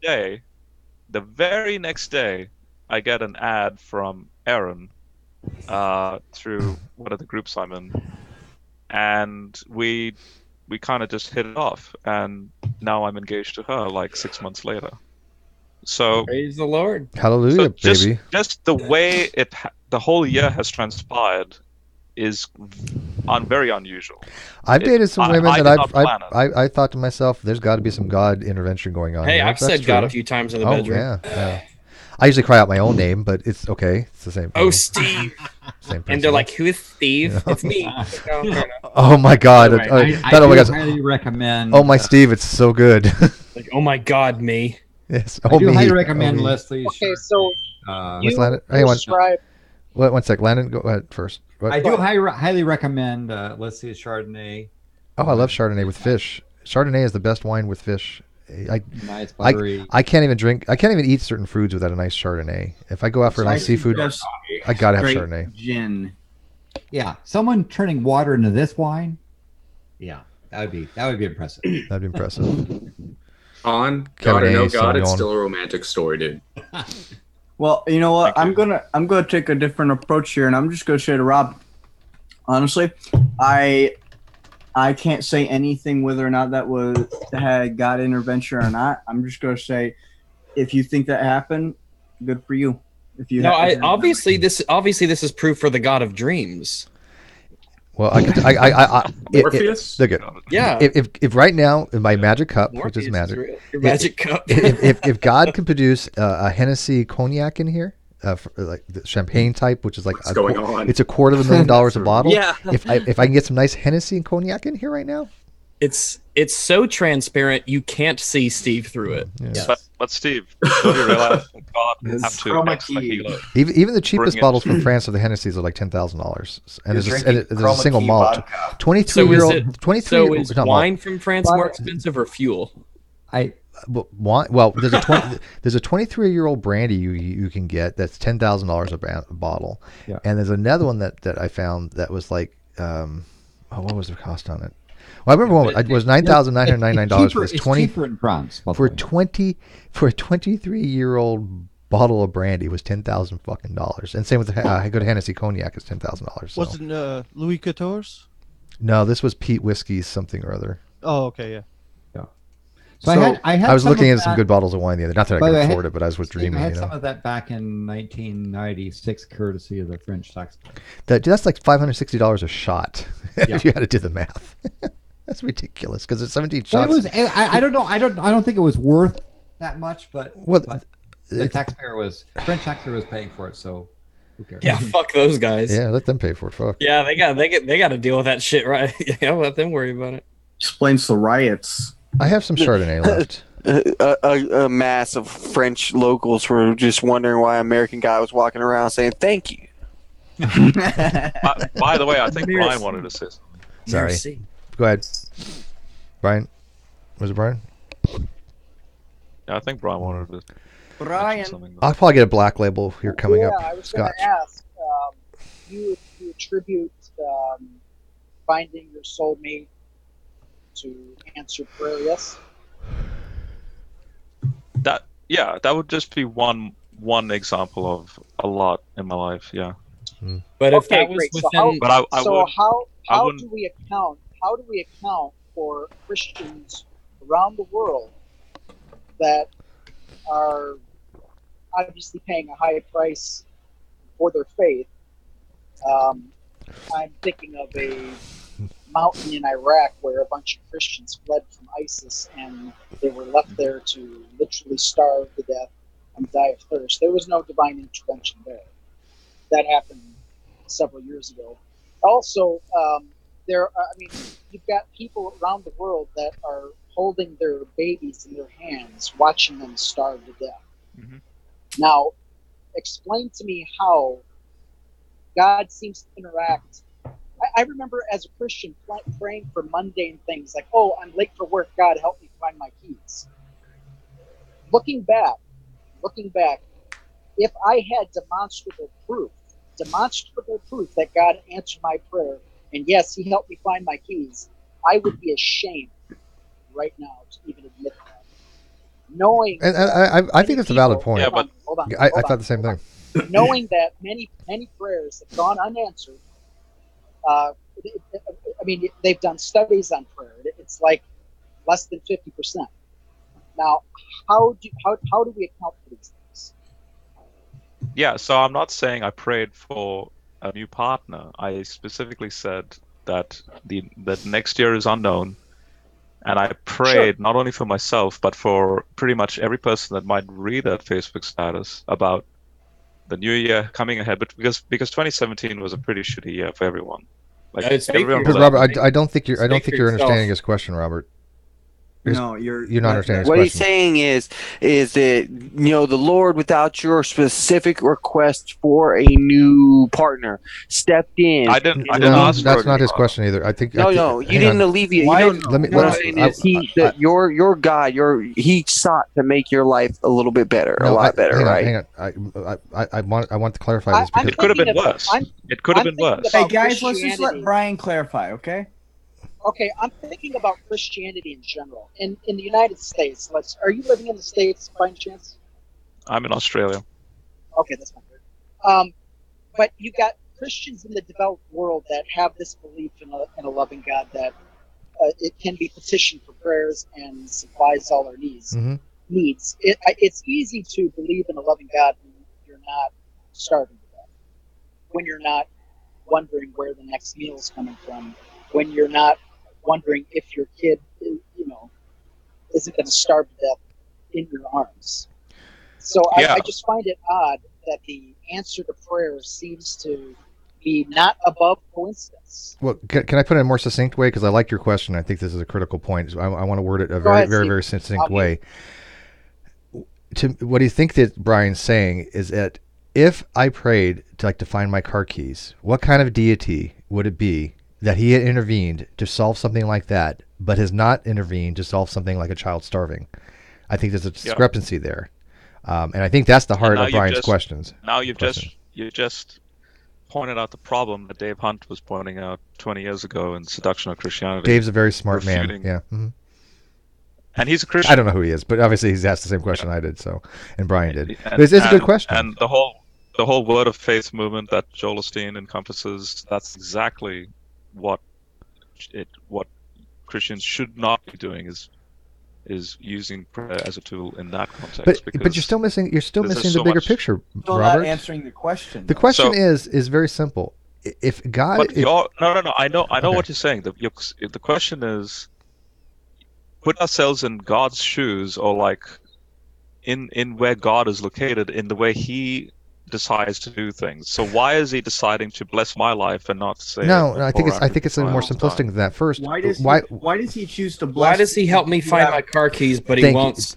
Right. Why won't He feed starving children? Exactly what the rag says, except one caveat. It is when you ask God to find your car keys and you find your car keys, you are going to attribute that to the deity, whether the deity intervened or not. Right? Yeah, but my question in return is God actually helping you find the car keys? Well, and probably not, right? Again, but if He did, to the Christian's mind, this goes to the Christian mind. The Christian is believing that the deity has helped him find his car keys because they equate the action with the result, because they missing the car keys, they prayed for the deity to intervene, they found their car keys, they're going to assume that the deity helped them in one way or other, because it's according to the mind of God, the will of God. If God didn't want the car keys to be found, you wouldn't have found the car keys. So this had to be what God wanted, right? Now, depending on the context of the car keys, so there's so many variables. For example, what if it's an ambulance? Now, there could be ambulances that they've never find the car keys. There could be ambulances where they do find the car keys, but the engine breaks down. There's just so many variables. My car keys for my Toyota Prius. Yeah, but it's for bloody God. He's an omnipotent being. Why does it even matter how difficult it is? Why does He answer the prayer of some first world guy who basically is going to live his life pretty decently for the most part, but he can't answer the prayers of a woman whose baby is starving to death in her arms? There's two options. Does God answer the prayers for people for lost car keys, or does He not? That's the first thing that needs to be established.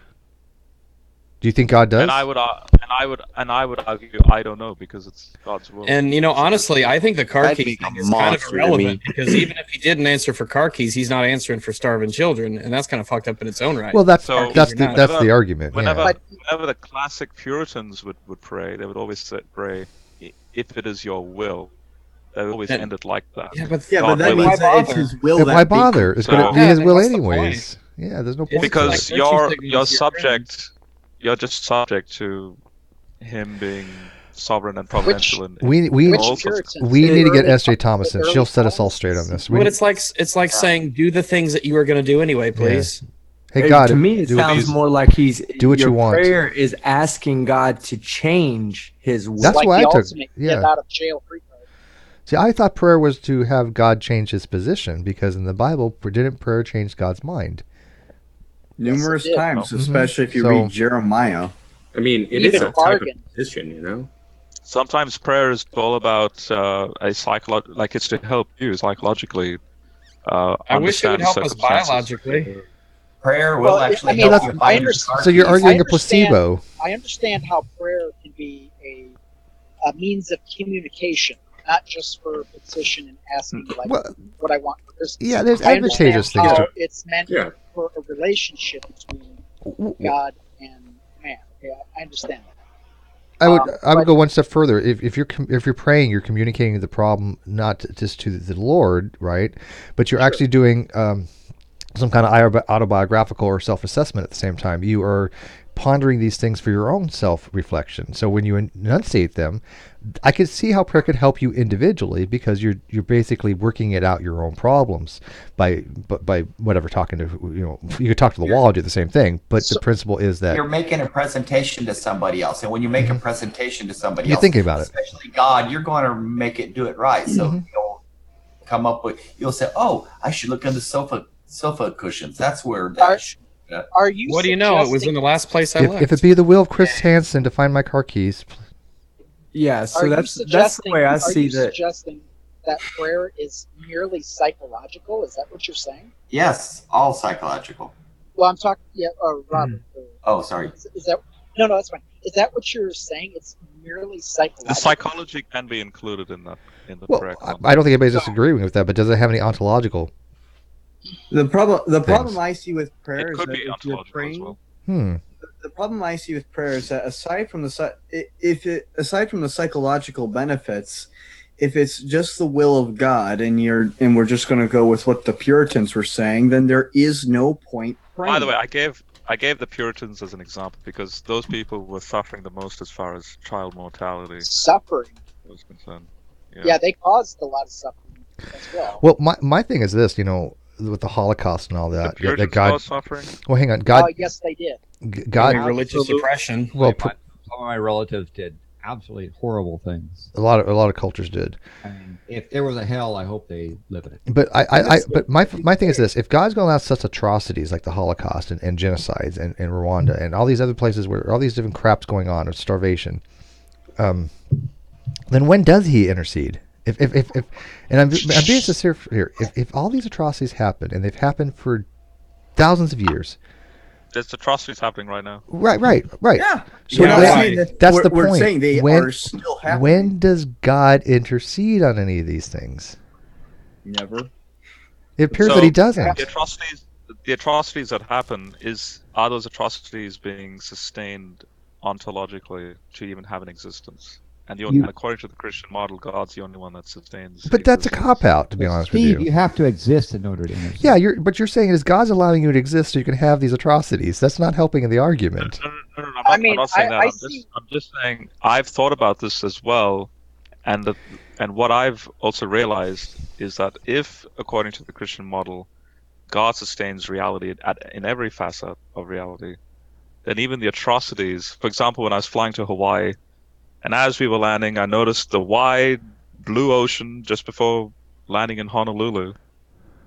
And then a thought came to mind going, wow, I would not, from Australia, would not have thought about the countless amount of organisms in this deep ocean on this side of the planet where there's a whole heap of killing going on and atrocities and whatever. There could be even atrocities happening on the island, like the volcano that was going off. Yeah, there could be atrocities happening on other planets too, but that's still I don't understand the thing here. Look, it's just do you maintain? Basically, there's chaos. Do you maintain there's chaos involved? But God sustains the universe, and God sustains the chaos. And if God sustains chaos, God is by default evil. Especially, are you maintaining the? Hang on, Rob, well, hang on. Well, he's missing his chance. Can I get my question out? Do you subscribe to theistic personalism? Where God is a great deluge of demure of the universe, where He's holding the universe together through some whatever glue or whatever. I don't know how it would work, but he's outside of the universe and he's holding the universe together. Such if God disappeared, that's the Christian model. Okay, so that's a theistic personalism type of view. So if God ceased to be, the universe would cease to be with him. He sustains it, right? Rather than a separate entity that if God disappeared, like a deity that said, I'm out of here, the universe would still be existing independently of him, even though it may have been contingently from him from the beginning. But that's not the Christian model. All right, so, I hate that it's not the Christian world. There's 40,000 Christian views, so it's a Christian view. It's John. It's the first chapter of John. It mentions that. Dude, the first chapter of the Bible happens to be the Genesis, and it's one of the most competing positions I've seen between Christians is getting Genesis right. None of them have the same viewpoint, so it doesn't really matter when you say the Christian. It's a Christian, but not to mention there's competing viewpoints on Jesus himself in those Gospels. How else can you interpret? And the word sustains the world. Probably people can interpret that a bajillion. Food sustains me, but doesn't mean that it sustains me existentially in some ways. I mean, it sustains me biologically. To alphabet soup.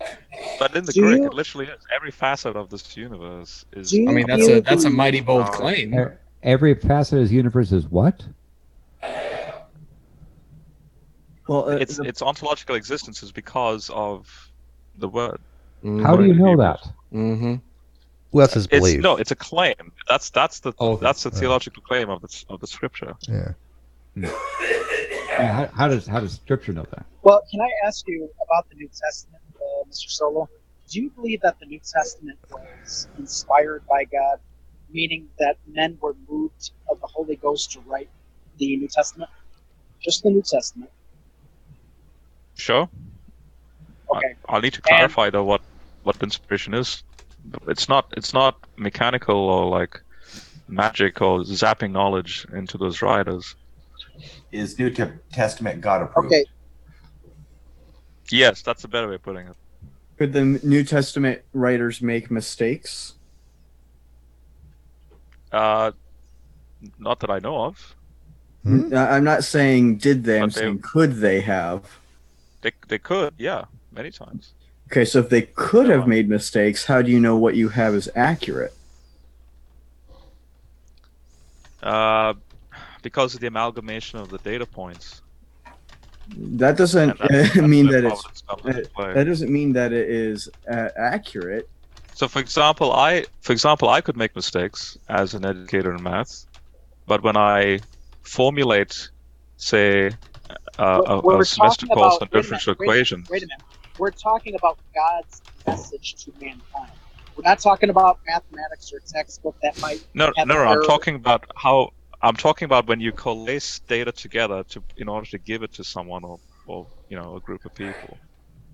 You don't just flippantly make mistakes here and there. No, you need to be very rigorous in the end product.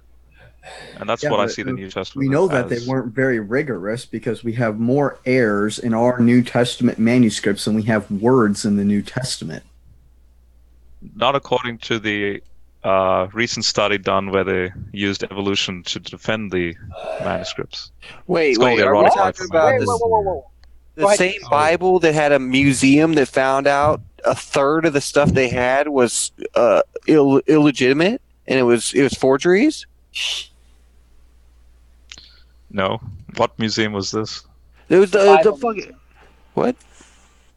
No. I know Chris knows about this. I know he knows about this because they just got blasted for it. They found out that almost a third of their stuff, their Bible, their Dead Sea Scrolls. So Chris, do you have? It's a book that Bart Ehrman endorsed because he was the advisor for the PhD work. It's called The Erotic Life of Manuscripts, where she used monophyletic work on the mutations of each word and letter throughout the manuscripts, the copies of that, and so she was able to trace back to its original, utilizing that method. Yeah, well, no, she's only able. Actually, it's not that you can trace it back to the original. You can only trace it back to our earliest form of that manuscript. So you're aware of that? I am aware. I'm aware. I'm not aware. I haven't read the book through, but I am aware of the methodology that was used. You can't trace it back to the original. You can only trace it back to the last manuscript in that manuscript line. That's the problem. Anyways, believe it or not, We're straying away from the whole loving God has thousands of people. Yeah, I'm going away for a while. Maybe for a while, I've given you guys control. So if anybody wants to come in, the link in the video description. You have to show them, know who they are before you show them. Okay, so check them out. So if you see I was name, gonna give it to Mr. ID. Yeah. We should sometime think on another science thing. What's that, Landon? What? We should think on doing another science show. Oh yeah, no, yeah. There's a couple things I want to get done on Sunday. Dr. Kroon and I are going to be talking about gravity coming up here soon. Oh, awesome. We want to. I'll give flat Earth people a heart. Well, I really want to get to the metrics of the field tensor equations. I really want to break it down and it's like this part of the equation is this part of the equation is this. This is how it distorts the space time because I don't even have a really great understanding of that. And I think he'd be, a brilliant person to have that conversation with because I really would find that to be that fascinating. And I really wanted to start. People have asked me to do more math stuff. I posted those math videos that I did. Didn't get a lot of views, but the people that watched it really enjoyed it. I actually had one teacher actually said, "You did a good job." Thank you. I appreciate it. I actually had one teacher that said, "You know what? I'm recommending my pre-calc and calc students. They like this is the way you present it is very straightforward, and." Informative, and I was really taken aback by that because these were all spur of the moment stuff that I did on the other channel that I happened to upload to this channel. Yeah, those were really, really good. A lot of it's over my head, but the pre-calc I could still remember and everything. But people have asked me to do more of them on the pre-calc and some algebra stuff, and I'd love to do that. I mean, I definitely do. But I'd also like Robert to come in and do some differential equations because I only had to remember how to do like one or two, right? But I would like to do all kinds of math in a way that makes sense to the people listening. Because I have a friend who has a new channel. His channel is called Epic Math Time. He's working on a PhD in mathematics, and I like his videos. Don't get me wrong, but the way he's kind of approaching it, I think. I don't know. It's just I like really dumbing it down to the point is this is complicated shit. Let's make it easy. I like the way Crash Course does their videos. Crash Course is good stuff. Yeah.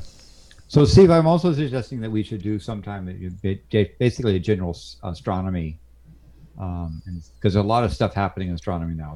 That's actually pretty. Well, did you watch one with Kirsten today? We talked about meteors but unfortunately, I was unable to attend that. So. You know what we should do? Why don't we just do like I took astronomy in college, and you know what? Teach people what the celestial sphere is. I found that people don't even know what the hell a celestial sphere is really. Start from the basics. Tell them, explain to them how you do azimuth, declination, right ascension. These terms come up a lot in these conversations, but unless you have a telescope, you never use them. But I think people should understand, what does it mean by the autumn equinox? What does it mean when the Earth is here? What does it mean when, you had a precession? Or showing someone a map and how do you interpret that in healing space and how stuff moves. Yep.